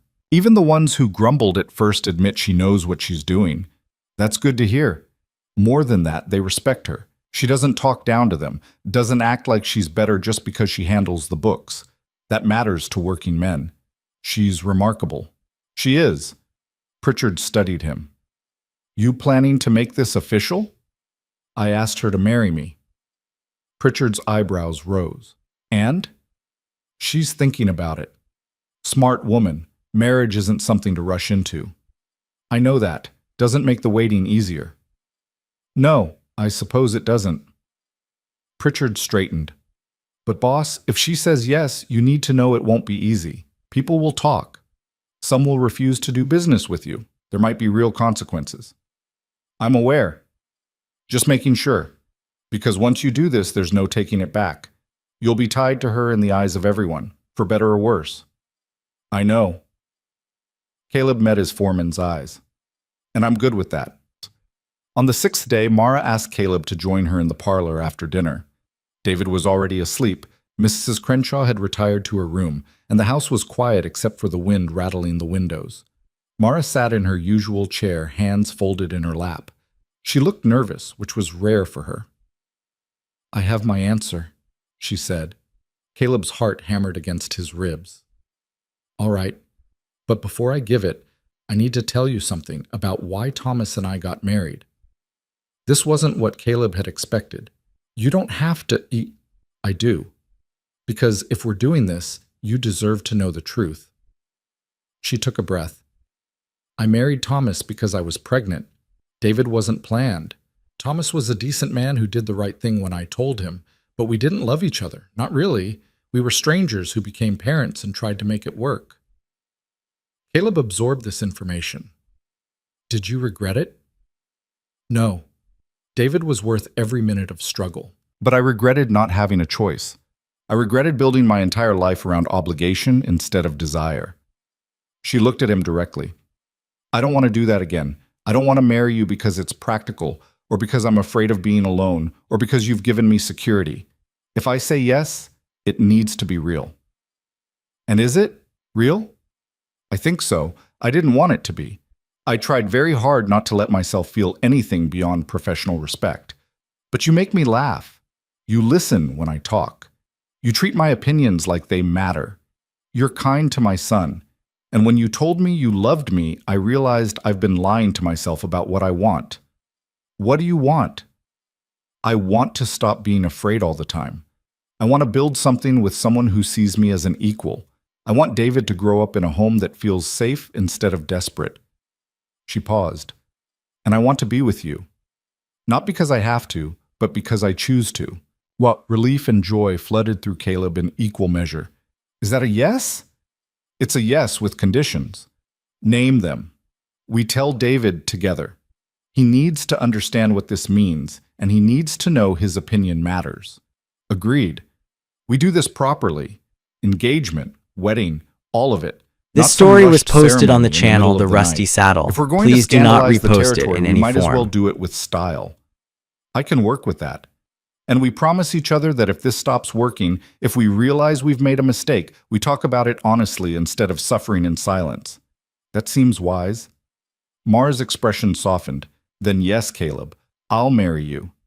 He wheeled forward, took her hands in his. They were rough from work, capable hands that had sewn countless seams and crunched endless numbers. Beautiful hands. I promise I'll do everything I can to make you happy, he said. Don't promise that. Just promise you'll be honest with me. That's all I really need. I can do that. She leaned down, kissed him carefully. It was their first kiss, tentative and sweet and full of possibility. When she pulled back, she was smiling. We're really doing this, she said. We are. People are going to lose their minds. Let them. They told David the next morning over breakfast. The boy listened with the seriousness of children when adults share important news. So you're going to be my father? David asked Caleb. If that's all right with you. David considered this. Will you teach me to ride horses? I can't ride anymore, but I can teach you everything I know about horses from the ground, and Pritchard can handle the riding lessons. And we'll keep living here? This will be your home, officially. Will I have to call you father? You can call me whatever feels right. Caleb is fine. So is father if you prefer. David thought about it. I'll try Caleb first, see how it feels. That sounds fair? The boy nodded, then returned his attention to his breakfast as if the entire conversation had been about the weather. Children adapted so much faster than adults. Mara caught Caleb's eye across the table, something warm in her expression. They were doing this. They were really doing this. The announcement went about as well as expected, which was to say, it caused an uproar. Caleb placed a formal engagement notice in the territorial newspaper. By that afternoon, the ranch was receiving visitors, some curious, some concerned, some openly hostile. Blackwood showed up with his lawyer, demanding to know if Caleb was of sound mind to make such decisions. I'm paralyzed, not simple, Caleb told him. My mind works fine. A man in your condition being manipulated by a calculating woman. Finish that sentence and you'll leave this ranch on your back instead of your feet. Blackwood's lawyer intervened. Mr. Vance, we're simply concerned for your welfare. My welfare is my business. Now get off my land. They left, but Blackwood's parting look promised this wasn't over. Other reactions were more subtle, but no less cutting. Business associates sent polite notes questioning Caleb's judgment. Several contracts were quietly canceled. Women in town refused to speak to Mara when she made her weekly supply run. Mrs. Crenshaw gave her notice. I cannot in good conscience remain in a household that flouts moral decency, the older woman announced, standing stiff-backed in Caleb's office. We're getting married, Mrs. Crenshaw. That's about as moral and decent as it gets. You're being taken advantage of by a woman who saw opportunity in your weakness. I won't be party to it. Then go. Caleb kept his voice level. I appreciate your service these months, but I won't have you insulting my fiancé under my roof. She left the next day, her disapproval radiating like heat. Caleb couldn't bring himself to care. He'd needed her when he was helpless. He didn't need her anymore. The ranch hands had mixed reactions. Most accepted it with the pragmatism of working men. If the boss wanted to marry his bookkeeper, that was his business. A few grumbled. Two quit outright, saying they wouldn't work for a ranch run by a woman. Let them go, Mara said when Caleb told her. We don't need people who can't respect competence. But he saw how it affected her. The way she worked even longer hours, trying to prove she deserved her position. The way she second-guessed decisions that would have been automatic before. The weight of judgment pressed down on her shoulders like a physical thing. One night in January, Caleb found her crying in her office. Not loud sobbing, just quiet tears running down her face as she stared at a ledger. "What's wrong?" "Nothing. Everything." She wiped at her eyes angrily. "I went to town today, to the general store. Sarah Winters was there. She used to be friendly, always had a kind word. Today she pretended she didn't see me, just turned away like I wasn't there." Caleb wheeled closer. "Sarah's always been a coward. Not worth your tears. It's not just her. It's everyone. The looks, the whispers. I knew it would be bad, but this—" Her voice broke. "I'm being erased again, Caleb, just like after Thomas died. Except this time it's worse because I chose it. I chose you, and now I'm paying for it. Do you regret it?" "No, that's what makes it so hard. I don't regret you, but I hate what comes with you." He understood that feeling intimately. It'll get better. Will it? Or will we just get used to being outcasts? Caleb didn't have an answer for that. Instead, he reached for her hand. "Come with me." "Where?" "Just come." He led her, slowly, at his chair's pace, through the house and out the back door. The night was cold but clear. Stars scattered across the sky like spilled diamonds. The ranch stretched away into darkness, familiar and vast. "Look at all this," Caleb said.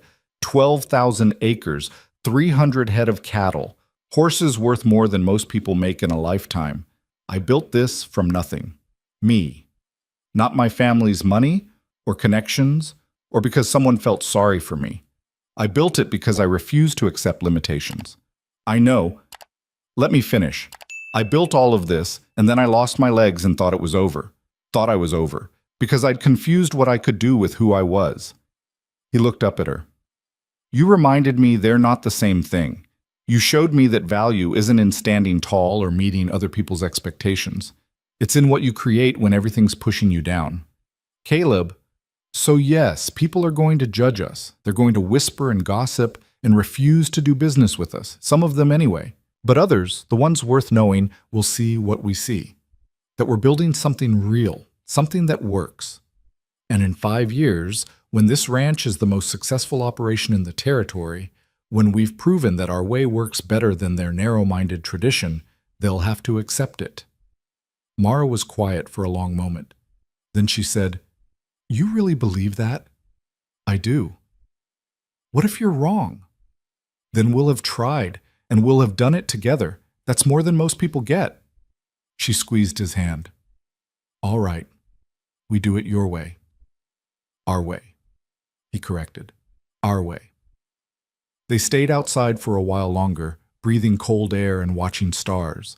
When they finally went back inside, something had shifted. The weight was still there. The judgment, the whispers, the social cost of their choices.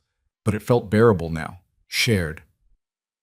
The wedding was scheduled for March, when the worst of winter would be over, but spring hadn't fully arrived. Caleb hired a lawyer from 3 towns over to handle the paperwork, someone who didn't know either of them and didn't care about local gossip. Mara sewed her own dress, simple blue cotton with careful embroidery at the collar and cuffs. David got new clothes too, the first he'd owned that weren't hand-me-downs or made from repurposed fabric. They planned a small ceremony at the ranch, just Pritchard and his wife, a few trusted ranch hands, and David. No one from town was invited. The ones who mattered wouldn't come anyway, and the ones who would come didn't matter. A week before the wedding, trouble arrived. Blackwood showed up again, this time with the territorial marshal. Caleb was in his office when Pritchard announced them, his expression grim. "This can't be good," Pritchard said. It wasn't. The marshal was a hard-eyed man named Coleman, the kind who enforced law with more enthusiasm than judgment. He stood in Caleb's office like he owned it, thumbs hooked in his belt. "Mr. Vance, I've received complaints about your living situation." "What kind of complaints?" "That you're cohabiting with a woman outside of marriage. That there's a minor child in the household exposed to immoral behavior." Caleb's hands tightened on his chair wheels. "We're engaged. The wedding is in 6 days. Nevertheless, the current arrangement violates decency statutes. I could remove the child for his protection." "Remove David. Take him from Mara." Caleb felt rage building in his chest, hot and dangerous. On whose complaint? He asked, though he already knew. Coleman glanced at Blackwood, who stood by the door wearing a satisfied smirk. Concerned citizens, that's all you need to know. This is harassment. You know it, I know it, and Blackwood knows it. I know the law, and the law says unmarried persons of opposite gender can't live together with a child present. Creates an immoral environment. That's the most ridiculous. Nevertheless, you have two options. This story Mrs. was Whitlock posted and on her the son channel can The leave Rusty premises Saddle. until Please after do the not wedding, repost it or I in any take the boy form. into protective custody. Mara appeared in the doorway. She must have heard the conversation because her face was pale. You can't take my son. I can and will if this situation isn't remedied. Then I'll leave. Mara's voice was steady despite the fear in her eyes. David and I will return to town until the wedding. Mara, no. It's fine, Caleb. It's only a week. It's not fine. It's manipulation. Blackwood spoke for the first time. It's the law, Vance. Maybe you should have thought about that before bringing a woman of questionable character into your home. Caleb turned his chair to face Blackwood fully. Say that again. A widow moving into a cripple's home days after meeting him, gaining access to his finances, any reasonable person would question her motives. Get out. The marshal has... I'm talking to the marshal. You. Get out of my house. Now. Blackwood's smile widened. Touchy subject? Pritchard stepped forward. Boss said leave. I'd listen if I were you. For a moment it looked like Blackwood might push it. Then Coleman cleared his throat. Mr. Blackwood, perhaps you should wait outside. Blackwood left, but his satisfaction lingered in the air like smoke. Coleman turned back to Caleb. I don't like this any more than you do, but the complaint was filed and I have to follow up. Get married or separate until you do. Those are your options. We're getting married in 6 days. Then Mrs. Whitlock leaves for 6 days. That's the end of it. He left. Mara stood in the doorway, her face a careful mask. I'll pack our things. Mara, it's fine. We'll stay at the boarding house. It's only a week. This is wrong. Of course it's wrong, but fighting it means risking David. I won't do that.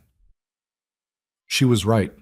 Caleb knew she was right, but the injustice of it burned in his gut. Within an hour, Mara and David's belongings were loaded into the wagon. The boy was confused, asking why they had to leave when the wedding was so soon. Mara explained gently that sometimes adults had to follow silly rules. Caleb watched them drive away, Mara's back straight and David waving from the wagon.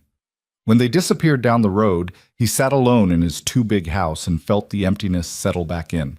Pritchard found him there an hour later. This is Blackwood's doing, the foreman said. He wants you to back out, wants you to feel the pressure and give up. I know. What are you going to do? Caleb thought about it, about Mara packing her bags without complaint, about David's confused face, about Blackwood's satisfied smirk. I'm going to marry her, he said, and then I'm going to make Blackwood regret every single thing he's done to us. How? I don't know yet, but I will. The next 6 days crawled. Caleb visited Mara and David in town, enduring the stares and whispers. The boarding house was cramped and cold, nothing like the space they'd had at the ranch. David looked miserable, cooped up in a small room with nothing to do. But Mara never complained. She kept David occupied, continued working on ranch business from the boarding house, maintained her dignity in the face of gossip. She was remarkable. On the morning of the wedding, Caleb dressed carefully in the suit Mara had tailored for him months ago. Pritchard helped him into the wagon, and they drove to the small church on the edge of town, neutral ground that belonged to no one faction. Mara was waiting. She wore her blue dress, her hair arranged simply, her hands clutching a small bouquet of winter flowers that must have cost more than she wanted to spend. David stood beside her in his new clothes, looking nervous and proud. The ceremony was brief. The circuit preacher spoke the words. Caleb and Mara made their vows, and it was done.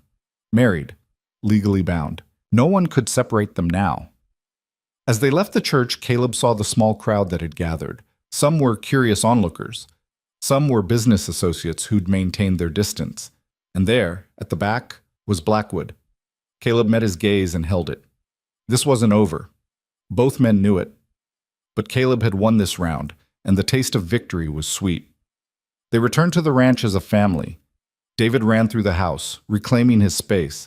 Mara moved through the rooms like she was breathing again after being underwater. That night, after David was asleep, Caleb and Mara sat in the parlor with glasses of whiskey Pritchard had left as a wedding gift. "We did it," Mara said. "We did." "What comes next?" "We build. We prove everyone wrong. We make this ranch so successful that nobody can deny we know what we're doing. That's a lot of pressure. You're good with pressure." She smiled. "I suppose I am." They sat in comfortable silence, listening to the house settle around them. Their house now. Their life. Built from nothing but stubbornness and the refusal to accept what other people said was impossible. Outside, snow began to fall again. But inside, by the fire, two people who'd been written off by the world found warmth in what they'd created together. It wasn't perfect. It wasn't easy. But it was theirs, and that was enough. Marriage didn't change the work, but it changed everything else. Mara moved her things into Caleb's room, the ground floor bedroom that had been his prison and was now their shared space. It took some adjusting, learning to navigate each other's routines, but they managed. David kept his room upstairs, though he spent most evenings in the parlor with them, doing schoolwork while Mara and Caleb discussed ranch business. Spring came slowly that year, the snow melting in fits and starts, revealing mud and dead grass before the green pushed through. Caleb had always loved spring on the ranch, the promise of it, the renewal. This year felt different. This year, he had something to build toward that wasn't just survival. The gossip hadn't stopped with the wedding. If anything, it intensified. People in town had taken sides. Those who thought Caleb had been trapped by a scheming widow, and those who thought Mara had sold herself for security. Nobody seemed to consider that they might actually care for each other, but the ranch numbers didn't lie. By April, they were outperforming projections by 30%. Mara's reorganization of contracts and timing had paid off in ways even Caleb hadn't anticipated. They were making money, real money, and that spoke louder than gossip. Blackwood noticed. He noticed everything, like a hawk watching for weakness. The first direct attack came in May, when 3 of Caleb's biggest buyers suddenly canceled their standing orders. No explanation, no negotiation, just cold refusals. Mara brought the letters to Caleb's office, her face tight. "This is coordinated. All 3 on the same day?" Blackwood got to them. "How?" "I don't know. Better prices, threats, promises, could be anything, but we need those contracts. They represent 40% of our spring income." Caleb read through the cancellation notices. Professional language hiding personal decisions. "Can we replace them?" Not quickly. Finding new buyers for that volume takes time. And if word spreads that we're losing contracts..." She didn't finish the sentence. They both knew what happened when a business looked unstable. More cancellations, pressure from creditors, a slow slide toward failure. Then we don't let word spread. We find new buyers before anyone realizes we're looking. Where? Everyone in the territory knows everyone else's business. Then we look outside the territory. Mara studied him. "You mean the railroad buyers, the big eastern operations?" "Why not? We've got quality cattle. They need volume. We deliver both." "Those contracts are complex, different standards, different shipping requirements. I'd need to..." "So do it. You've handled everything else. You can handle this." She nodded slowly, that familiar determination settling over her features. "All right, but I'll need to travel, meet with their representatives. This isn't something we can do by mail." The thought of her traveling alone made Caleb uneasy, but he kept it off his face. "Take Pritchard and 2 of the men. Don't travel without escort. It'll take me away for at least 2 weeks. We'll manage." That night, lying in bed, Mara was quiet. Caleb could feel her tension in the darkness. "What's wrong?" "I'm worried about leaving David for that long. And you. David will be fine. The men love him, and I managed before you came. I can manage 2 weeks. That's what concerns me. You managing, not living." The observation stung because it was accurate. Before Mara, managing was all Caleb had done. Wake up, get through the day, go to sleep, repeat. "I'm better now," he said. "Are you? Or am I just a distraction from the same problems?" "You're not a distraction, you're..." He searched for the right words. You're the reason I remember what I'm working for. Before you, the ranch was just an empire I couldn't run. Now it's something we're building together. That matters." She turned toward him in the darkness. "What if I fail? What if I can't secure these contracts and we lose everything? Then we start over. We've both done it before. I don't want to start over. I want this to work. It will work, because you're brilliant and you don't give up, and anyone who sits across a negotiating table from you is going to realize very quickly that they're outmatched." She laughed quietly. "You have a lot of faith in me. You've earned it." She left 3 days later, taking Pritchard and 2 reliable hands named Morrison and Hayes. Caleb watched the wagon disappear down the road and felt the house grow emptier. David felt it too, moving through the rooms with less energy, asking when his mother would be back. 2 weeks, Caleb told him. Maybe less if things go well. That's a long time. It is, but she's doing important work that helps all of us. David accepted this with the resignation of children who'd learned early that adult decisions weren't negotiable. This story was posted on the channel The Rusty Saddle. Please do not repost it in any form. Endless questions. The men were patient with him, teaching him to curry horses and mend fence and identify cattle by their markings. Caleb tried to maintain routines, but everything felt slightly off-kilter without Mara. Meals were quieter, evenings stretched longer. He'd gotten used to her presence, the sound of her working in the office, her footsteps in the hall, the way she'd appear in doorways with questions or observations that always made him think differently about problems. A week into her absence, Blackwood made his next move. Caleb was reviewing inventory records when Tommy Hayes burst into the office, out of breath and agitated. "Boss, you need to come quick. There's a problem at the north pasture." "What kind of problem?" "The fence is down, cut looks like, and we're missing cattle." Caleb's hands tightened on his chair wheels. "How many?" "Don't know yet. Santos is doing a count now." "But boss, it wasn't weather that took that fence down. Someone cut the wire deliberate."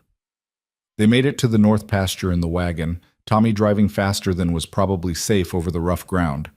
The fence was indeed cut, clean slices through the wire, posts pushed over, professional work. This wasn't opportunistic theft. This was planned. Santos met them with a grim expression. 40 head missing, maybe more. They drove them west toward Blackwood's property. "You're sure?" "Tracks don't lie. Multiple riders, moving cattle fast. Happened last night, best I can tell." Caleb stared at the broken fence, rage building in his chest. This was theft, pure and simple, an attack designed to hurt him financially and test his ability to respond. "Get the men together," Caleb said. "Everyone who can ride, we're going after them." "Boss, you can't—" "I didn't say I was riding. You and Morrison take whoever you need. Track those cattle. When you find them, get them back. If anyone tries to stop you, tell them to take it up with me." "What if they're already on Blackwood's property?" "I don't care whose property they're on. Those are our cattle with our brand. Get them back." Santos nodded and left at a run.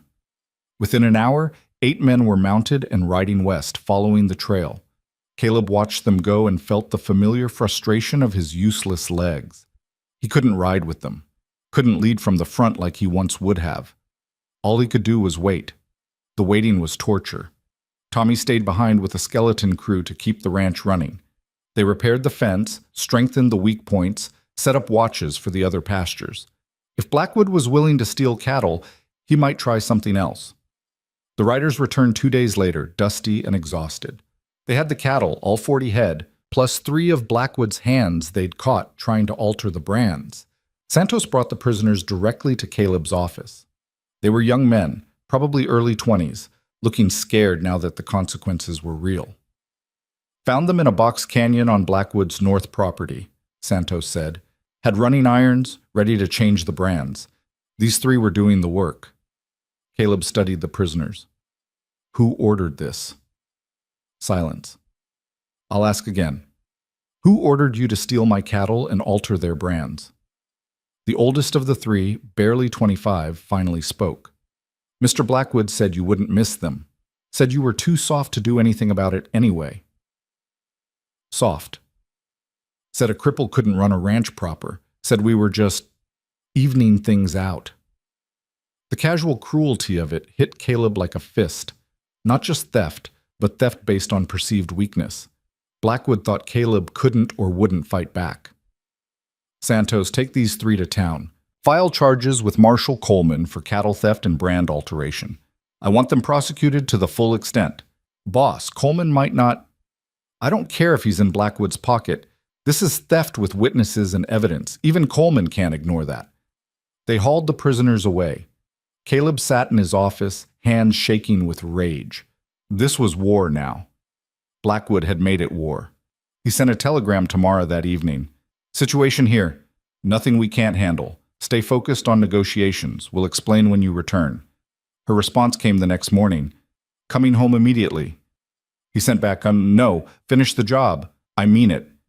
The reply was terse. Stubborn man. Fine, but keep me informed. Marshall Coleman came to the ranch 3 days later, looking uncomfortable. The prisoners had confessed, he said, but Blackwood was denying any knowledge of the theft, claimed his hands had acted on their own initiative. That's a lie, Caleb said flatly. Maybe, but I can't prove otherwise. The hands say Blackwood ordered it. Blackwood says he didn't. Comes down to their word against his. So you're not pursuing charges against Blackwood. I'm charging the 3 who actually did it. That's all I can do. That's not justice. Coleman's expression hardened. It's the law, Vance. Take it or leave it. After Coleman left, Pritchard, who'd returned ahead of Mara to check on things, found Caleb in the office. This is getting dangerous, the foreman said. Blackwood's escalating. First the social pressure, then the contract interference, now outright theft. What's next?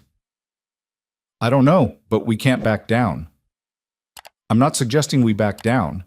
I'm suggesting we prepare for worse, hire more men, increase security. Maybe even, what?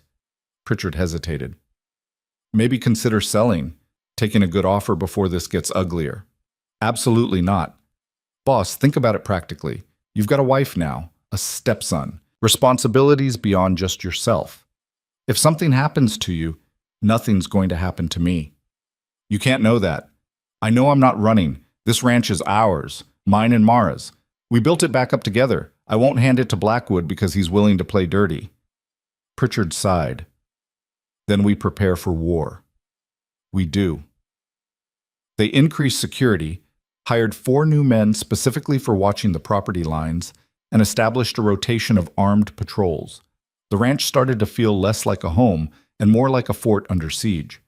Mara returned 2 weeks after she'd left, stepping down from the wagon with exhaustion written across her face. But she was smiling. I got them, she said. 3 contracts with Eastern buyers. Better terms than we lost. We're not just covered, we're ahead. Caleb felt relief crash over him. You're remarkable. I'm tired is what I am, and I need to hear everything that happened while I was gone. Your telegrams were deliberately vague. They sat up late that night while Mara caught up on everything. The theft, the prisoners, Coleman's non-response, the increased security measures. Her face grew harder with each detail. Blackwood's trying to break us, she said finally. I know. We need to hit back, not with violence, but with something that hurts him where he's vulnerable. His finances. You said he's over-leveraged. He is, and I think I know how to use that. She pulled out her notes from the trip. While I was negotiating with the Eastern buyers, I heard things. Blackwood's been talking to them too, trying to secure contracts. But his reputation's shaky. Late deliveries, quality issues. They don't trust him. And what if we made sure they never would? What if we quietly let it be known that Blackwood's operation is unstable, that he's resorting to theft to meet his obligations? You want to spread rumors. I want to spread truth. He did steal from us. He is financially unstable. I'm just making sure the right people know about it. Caleb considered this. It was ruthless. It was also fair play given what Blackwood had done to them. Do it, but carefully. I don't want it traced back to us. It won't be. I'll use intermediaries. By the time word gets around, it'll just be market gossip. Over the next month, Mara orchestrated a subtle campaign. Letters to buyers mentioning concerns about reliability, casual conversations with freight managers about the risks of working with overextended operations. Nothing direct, nothing provable, just careful suggestions that made people think twice. The results were visible by midsummer. Blackwood lost 2 major contracts. His credit line at the Territorial Bank was reduced. Suppliers started demanding payment on delivery instead of extending terms. Blackwood showed up at the ranch in July, angrier than Caleb had ever seen him. "You're behind this," he snarled, standing in Caleb's office without invitation. "Don't pretend you're not." "Behind what?" "My contract's falling through. My credit getting cut. Someone's spreading lies about my operation. Maybe people are just finally seeing what you really are. This is your wife's doing, that scheming. Finish that sentence and I'll have you thrown off my property." Blackwood's face was red with rage. "You think you're clever. You think you've won, but you're wrong. I've been patient, but my patience is done. You're going to regret crossing me, Vance." "Is that a threat?" "It's a promise." He stormed out. Pritchard, who'd been standing guard outside, entered with concern written across his face. "Boss, that sounded bad." "It was. Double the security. I want someone watching the house at night." "You think he'd actually—" "I don't know what he'd do, but I'm not taking chances. Not with Mara and David here." That night, Caleb couldn't sleep. He lay beside Mara, listening to her breathing, thinking about Blackwood's threats. The man was desperate now, and desperate people did stupid things. "You're worrying," Mara said quietly in the darkness. "Can't help it. Blackwood's all bluster. He won't actually do anything." "You don't know that." "I know that we've beaten him at every turn. His threats are the last weapon of a man who's out of options, or the first sign of a man who's about to do something reckless." She turned to face him. "Do you want to stop? Pull back?" "No." "Then we keep going. We've come too far to quit now." She was right. They had come far. In less than a year, they'd transformed the ranch from barely functional to actively thriving. They'd weathered gossip and social pressure and outright attacks. They'd built something real together. But Caleb couldn't shake the feeling that the worst was still coming. He was right. A week later, Caleb woke to shouting. He struggled out of bed, into his chair, and wheeled toward the noise. Mara was already up, throwing a robe over her nightgown. "What's happening?" "Fire," she said. "I smell smoke." They made it to the front of the house as Tommy Hayes burst through the door. "Boss, the barn's on fire! The big one with all the equipment!" Caleb's blood went cold. The equipment barn held thousands of dollars worth of machinery, tools, supplies. Losing it would be catastrophic. "Get everyone on it! Every hand, every bucket! Move!" Chaos erupted. Men ran from the bunkhouse, organizing water lines, trying to contain the blaze. Caleb wheeled himself onto the porch and watched helplessly as flames consumed the barn. The heat was intense, even from a distance, orange light painting everything in hellish colors. Mara stood beside him, one hand on his shoulder, watching their livelihood burn. "This was Blackwood," she said. "We don't know. We know. This wasn't an accident. Look at it. It's too fast, too complete. Someone set this deliberately." She was right. The barn was fully engulfed, the fire too evenly distributed to be accidental. This was arson. David appeared at the door, scared and confused. Mara pulled him close, shielding his eyes from the worst of it. The men fought the fire for 3 hours, but it was hopeless. The barn was lost. All they could do was keep it from spreading to other structures. By dawn, nothing remained but smoking ruins and the acrid smell of burned wood and metal. Caleb surveyed the damage with Santos and Pritchard. The loss was staggering, not just the building, but everything in it. Plows, harnesses, tools, winter supplies, tens of thousands of dollars gone. "Insurance?" Pritchard asked. "Covers maybe half," Caleb said, "and that's if they don't fight the claim." "They'll fight it," Mara said. She'd joined them, leaving David with one of the ranch wives. "Insurance companies always fight barn fires.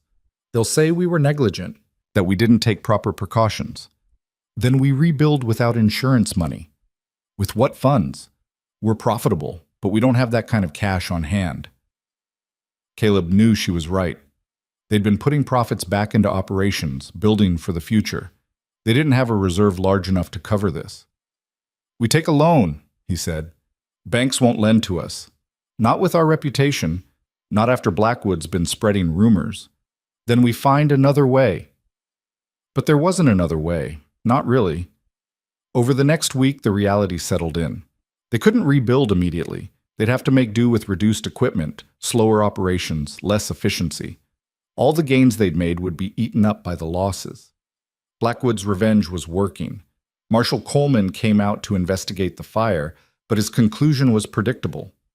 No evidence of arson, probably a lantern left burning, stray spark. These things happen. These things don't just happen, Caleb said. You have proof otherwise? I have timing. I have motive. That's not evidence. That's suspicion. Coleman left, and Caleb knew no charges would ever be filed. Blackwood had won this round. But the fight wasn't over.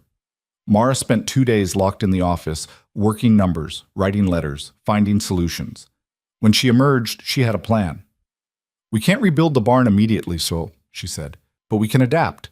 We lease equipment instead of replacing it. We restructure our operations to prioritize what we can do with limited resources. And we cut costs everywhere else. That'll slow production. It will, but it keeps us alive until we can recover. And Caleb, there's something else. What? The Eastern buyers I secured? They're interested in expanding the relationship. They want exclusive contracts, guaranteed delivery for the next 3 years. The money's substantial, enough to rebuild, and then some. What's the catch? We'd be locked in. No flexibility to adjust prices if the market improves. No ability to sell to other buyers if better offers come along. But guaranteed income. Yes, stability in exchange for potential upside. Caleb thought about it. Before Mara, he'd have rejected such a deal out of pride, but pride didn't rebuild barns or feed families. Do it. Secure the contracts. She smiled. Already drafted the agreements. I just needed your approval. You're assuming I'd say yes. I know you. You're practical when it matters. She was right. He'd learned that from her, when to hold firm and when to bend, when to fight and when to adapt. The contracts were signed by August. The guaranteed income allowed them to rebuild, slowly but surely. They leased equipment, hired additional hands to compensate for inefficiency, and kept operations running. It was hard work, harder than anything Caleb had done even before the accident. But they were doing it together, and that made the difference. One evening in late summer, after David was asleep and the ranch had settled into quiet, Mara found Caleb on the porch. He was watching the sunset, the sky painted in shades of orange and purple. Thinking about anything in particular? She asked. Thinking about how different this is from a year ago. How different I am. Better or worse? Better. Harder, but better. He looked at her. A year ago, I wanted to die. Now I want to live. That's because of you. Not just me. You did the work. I did the work because you gave me a reason to. You and David. This life we're building. She sat beside him, her hand finding his. It's not the life I expected. Regret it? Not for a second. She paused. Well, maybe a few seconds when the barn was burning, but overall, no. He laughed, the sound surprising them both. That's honest. We promised each other honesty. We did. They sat together as darkness fell, watching stars emerge one by one. The ranch stretched away into shadow, battered but unbroken. Like them. Somewhere in the distance, a coyote called. The sound was lonely, but Caleb didn't feel lonely. He felt connected, grounded, part of something larger than himself. The fight with Blackwood wasn't over. The barn was still half rebuilt. The gossip hadn't stopped. But none of that mattered as much as this moment, sitting beside his wife, on land they'd defended together, building a future one stubborn decision at a time. It wasn't the life he'd planned. It was better. Because it was real and earned and shared with someone who understood that strength wasn't about standing tall. It was about refusing to stay down. The barn was rebuilt by October. Not as grand as the original, but functional and solid. Caleb insisted on one change: fireproof construction where possible, metal reinforcements, better ventilation. If Blackwood wanted to burn them out again, he'd have to work harder for it. But Blackwood had gone quiet. Too quiet. After the fire, there'd been no more direct attacks, no confrontations, no threats, just silence. It made Caleb more nervous than the open warfare had. "He's planning something," Caleb said one evening, reviewing the month's accounts with Mara. "Or he's given up." "Men like Blackwood don't give up, they adapt." Mara set down her pen. "Then we stay ready. But Caleb, we can't spend our lives waiting for the next attack. At some point, we have to just live." She was right, but the waiting gnawed at him. He'd learned in his months of paralysis that anticipating pain was sometimes worse than the pain itself.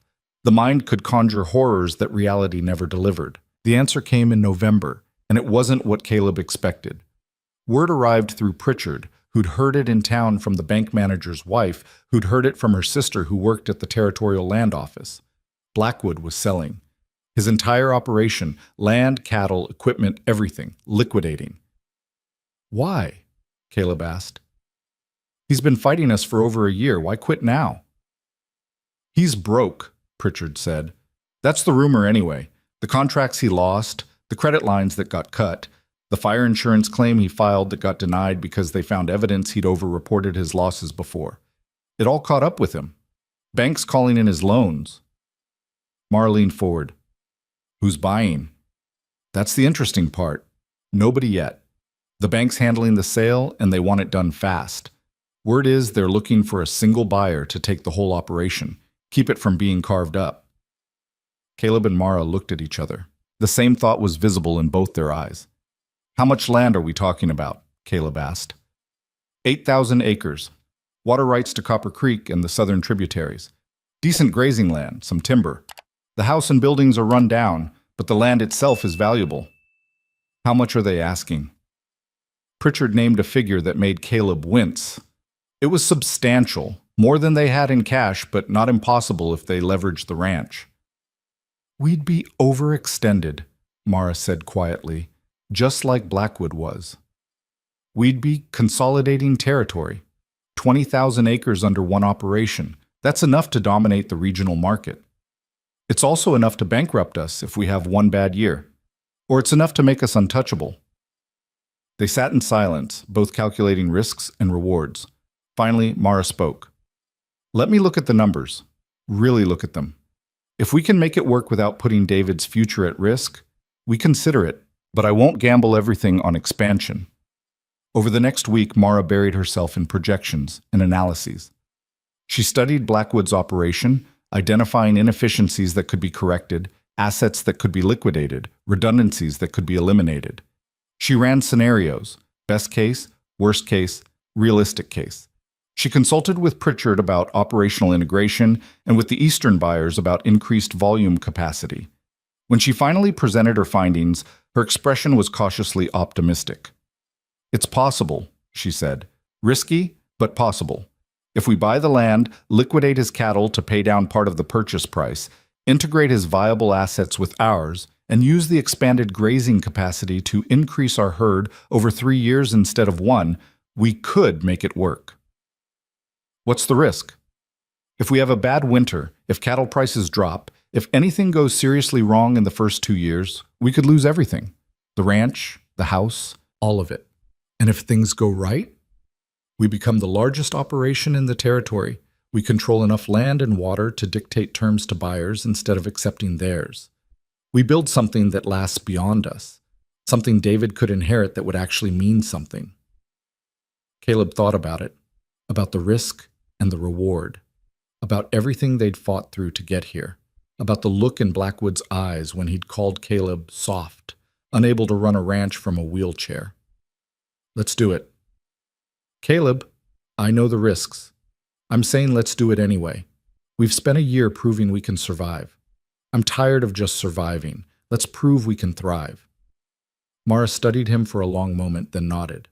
"All right, but we do this smart. We negotiate hard. We get terms we can live with, and we build in contingencies for the worst case." "Agreed." They approached the Territorial Bank the next day. The manager, a thin man named Patterson, who'd always treated Caleb with carefully neutral respect, seemed surprised to see them. "Mr. Vance, Mrs. Vance, what can I do for you?" "We're interested in the Blackwood property," Caleb said directly. "We want to make an offer." Patterson's eyebrows rose.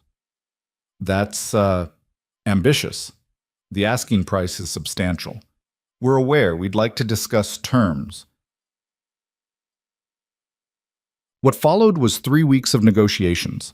Mara handled most of it, sitting across from Patterson and the bank's lawyers with documents and projections and arguments so carefully constructed they couldn't be dismissed. She negotiated the purchase price down by 15% by identifying environmental liabilities Blackwood had hidden. She structured the payment terms to give them breathing room in the first 2 years. She got the bank to include equipment and livestock that were supposed to be sold separately. By the end, even Patterson looked impressed. "Mrs. Vance, you should have been a lawyer." "I'm a better businesswoman than a lawyer would be," she replied. "Lawyers argue. I solve problems." The sale closed in early December. The Vance Ranch expanded overnight from 12,000 acres to 20,000. They inherited 90 head of cattle, assorted equipment, and buildings that needed work but had good bones. Caleb wheeled himself across what had been Blackwood's land on a cold December morning, Pritchard driving the wagon, Mara beside him. The view stretched for miles, rolling grassland, stands of timber, the creek winding through the valley like a silver ribbon. "This is ours now," Caleb said, the reality of it settling in. "Ours to manage, ours to maintain, ours to worry about," Mara added, but she was smiling. Was it worth it? All of it. The gossip, the attacks, the fire, the risk?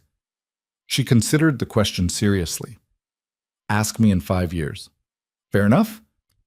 News of the purchase spread through the territory like wildfire. The reactions were predictably mixed.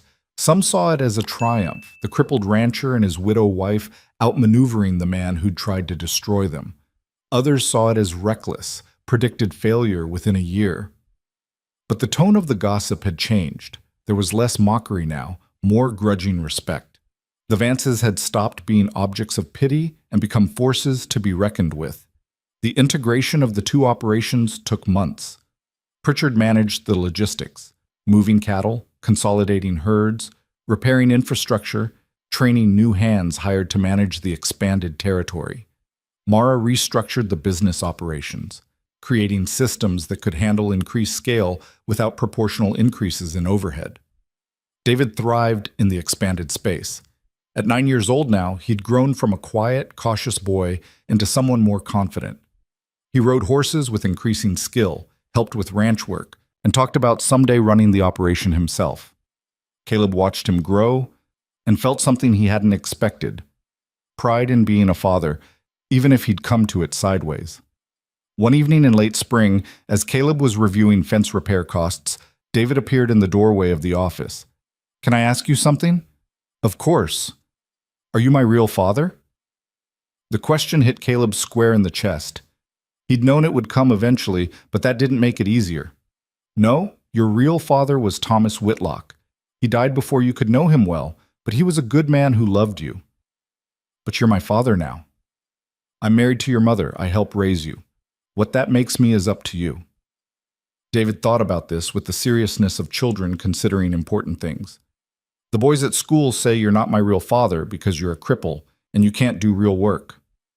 Caleb felt anger flash hot in his chest, but he kept his voice calm. "What do you think?" "I think they're wrong. You do lots of work, just different work." "That's right. Being in a wheelchair means I can't do some things, but it doesn't mean I can't do anything. Your mother and I run this ranch together. We make decisions together. We built something worth having. That's real work." That's what I told them. "Good. Don't let anyone tell you that worth is measured by legs that work or backs that stand straight. Worth is measured by what you build and how you treat people and whether you give up when things get hard." David nodded slowly. "So you're not giving up?" "Never." "Then I guess you're my father." The simple declaration made Caleb's throat tight. "I guess I am." David left, satisfied with the conversation in the uncomplicated way of children. Caleb sat alone in the office, thinking about families and how they were built. He'd never expected to be a father. The accident had seemed to close that door along with so many others. But here he was, raising a boy who wasn't his blood but was becoming his in all the ways that mattered. Mara found him there an hour later, staring at nothing. David talked to you, she said. It wasn't a question. He did. He's a good kid. He is, and you're a good father to him. I'm trying. That's all anyone can do. Try and keep trying. She sat beside him, their hands finding each other automatically. They'd developed this shorthand over the months, touches that communicated things words couldn't.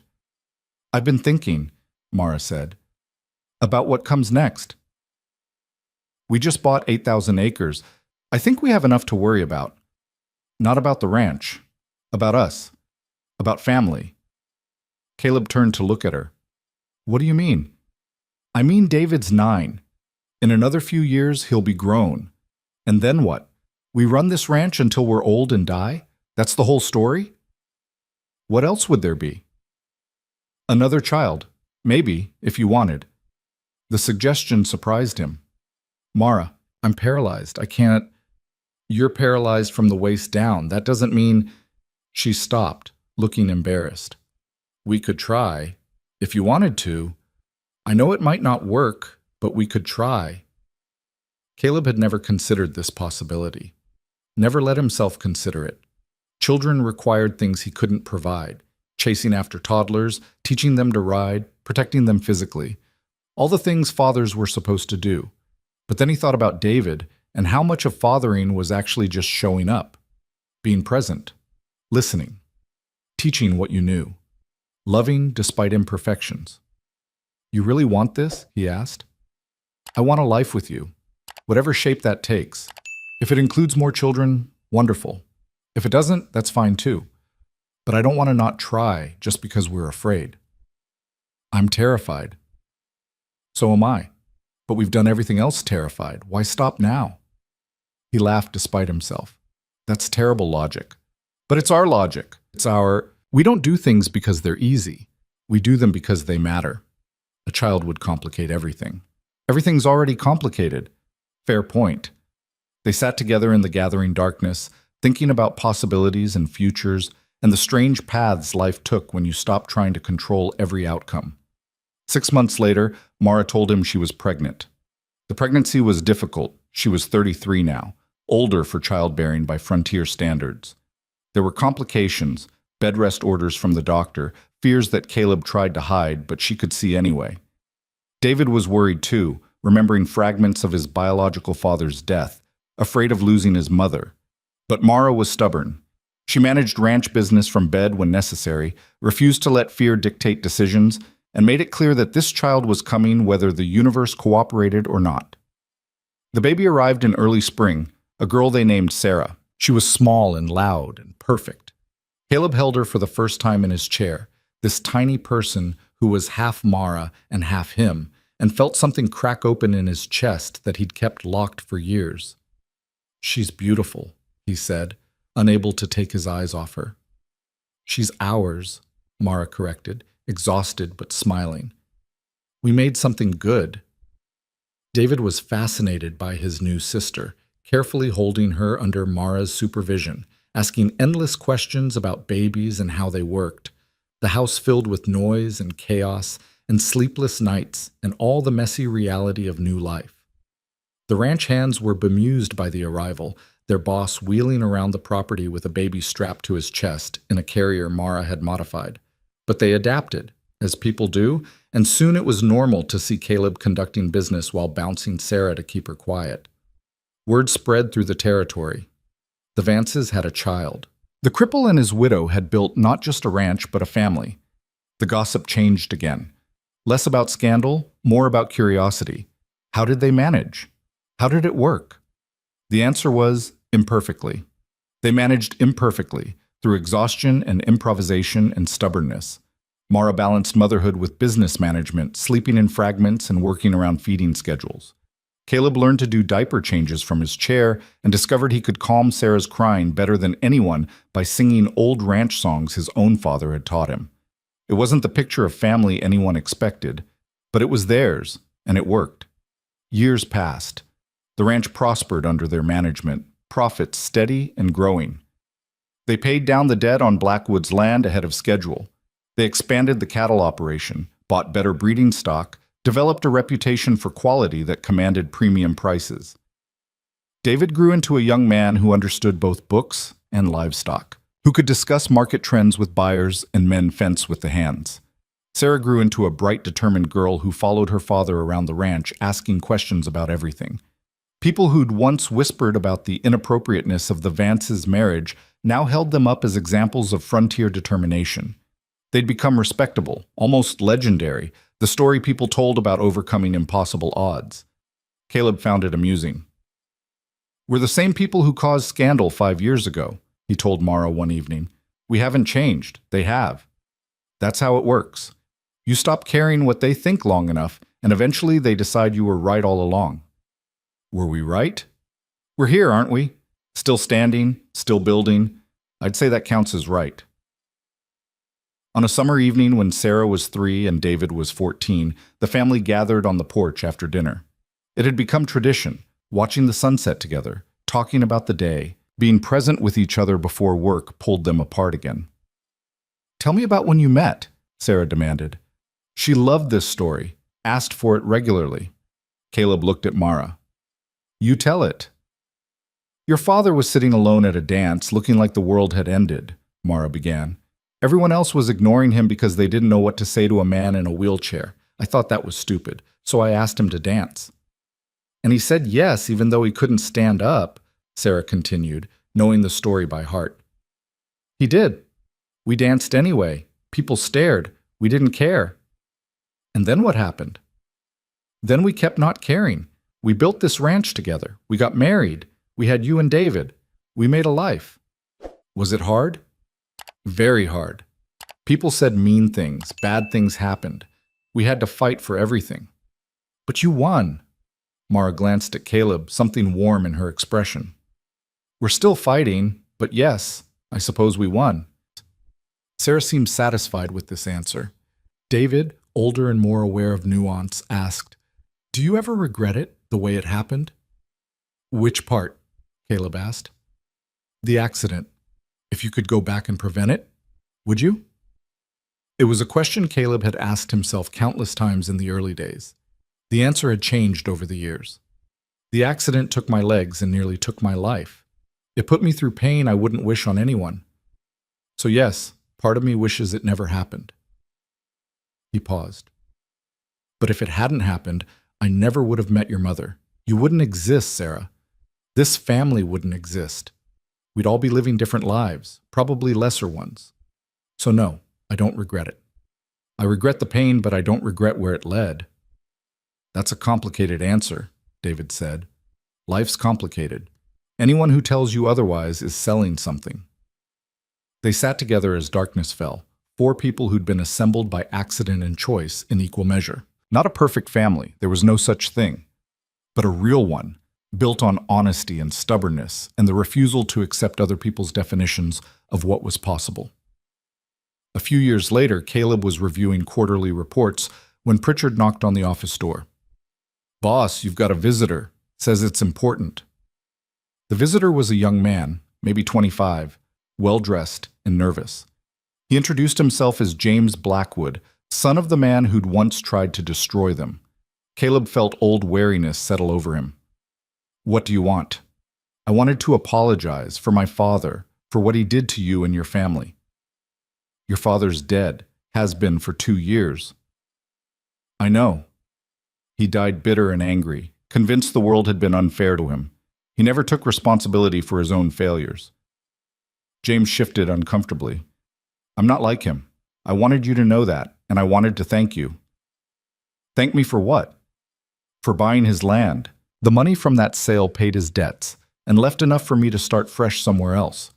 If you hadn't bought it, the bank would have seized everything. I'd have inherited nothing but shame." Caleb studied the young man. He had Blackwood's features, but none of his father's cruelty in the eyes. "Your father made his own choices. You're not responsible for them." "I know, but I wanted you to know that not everyone in my family is proud of what he did. Some of us recognize that you earned what you have, that you built something worth respecting." After James left, Caleb sat alone in the office, thinking about legacy, about what people left behind when they died. Blackwood had left bitterness and regret. What would Caleb leave? He looked around the office, ledgers documenting years of work, maps showing land they'd built into something valuable, photographs of family on the walls. This was legacy, not the absence of struggle, but what you built despite it. That evening, Caleb called the family together. Mara, David, now 17 and helping run operations, and Sarah growing into someone fierce and bright. "I want to talk about the future," Caleb said. "This ranch, what happens to it when I'm gone?" "You're not going anywhere," Sarah protested. "Not today, but someday. And I want you all to understand something. This ranch isn't just land and cattle. It's proof that the world's rules about who can succeed and who can't are wrong. It's proof that strength isn't in standing tall, but in refusing to stay down." He looked at each of them in turn. "Your mother and I built this when everyone said we couldn't, when they said a cripple couldn't run a ranch and a widow couldn't manage business, and together we'd fail within a year. We proved them wrong because we worked together and we didn't give up. That's the real inheritance, not the land, but the lesson." "What lesson?" David asked. "That you get to decide what you're capable of. Not society, not circumstances, not even your own body sometimes. You decide. And if you want something badly enough to fight for it, to endure gossip and setbacks and people telling you no, then you can build something that lasts." Mara reached for his hand. "That's a good lesson. It's the only one that matters." They talked late into the night about plans and dreams and what came next. David wanted to expand into breeding horses. Sarah, only 8, declared she was going to be the first female territorial governor. Mara laughed and said nothing was impossible if you were stubborn enough. And Caleb sat among his family, this improbable, impossible family, and felt something he'd never expected to feel again after that horse crushed his spine. He felt complete. Not because everything was perfect. It wasn't. His legs still didn't work. He still needed help with basic tasks. The ranch still had problems and setbacks. People still occasionally whispered about the scandal of his marriage, though the whispers had lost their venom over the years. But he'd built a life that mattered. He'd found love with a woman who saw past his broken body to the mind and will underneath. He'd raised children who understood that obstacles were things to navigate, not accept. He'd created something that would outlast him. That was enough. That was everything. Years later, when Caleb was old and Sarah had grown into a formidable businesswoman and David had built the horse breeding operation into something legendary, people would still tell the story of the Vances, how a paralyzed rancher and a widowed seamstress built an empire when the world said they couldn't, how they turned scandal into respectability, weakness into strength, isolation into legacy. But the real story was simpler than that. It was about 2 people who looked at what they'd lost and decided to focus on what they could still build, who refused to let other people's limitations become their own, who understood that power wasn't in physical strength or social acceptance, but in the stubborn, relentless determination to create something meaningful despite everything pushing against you.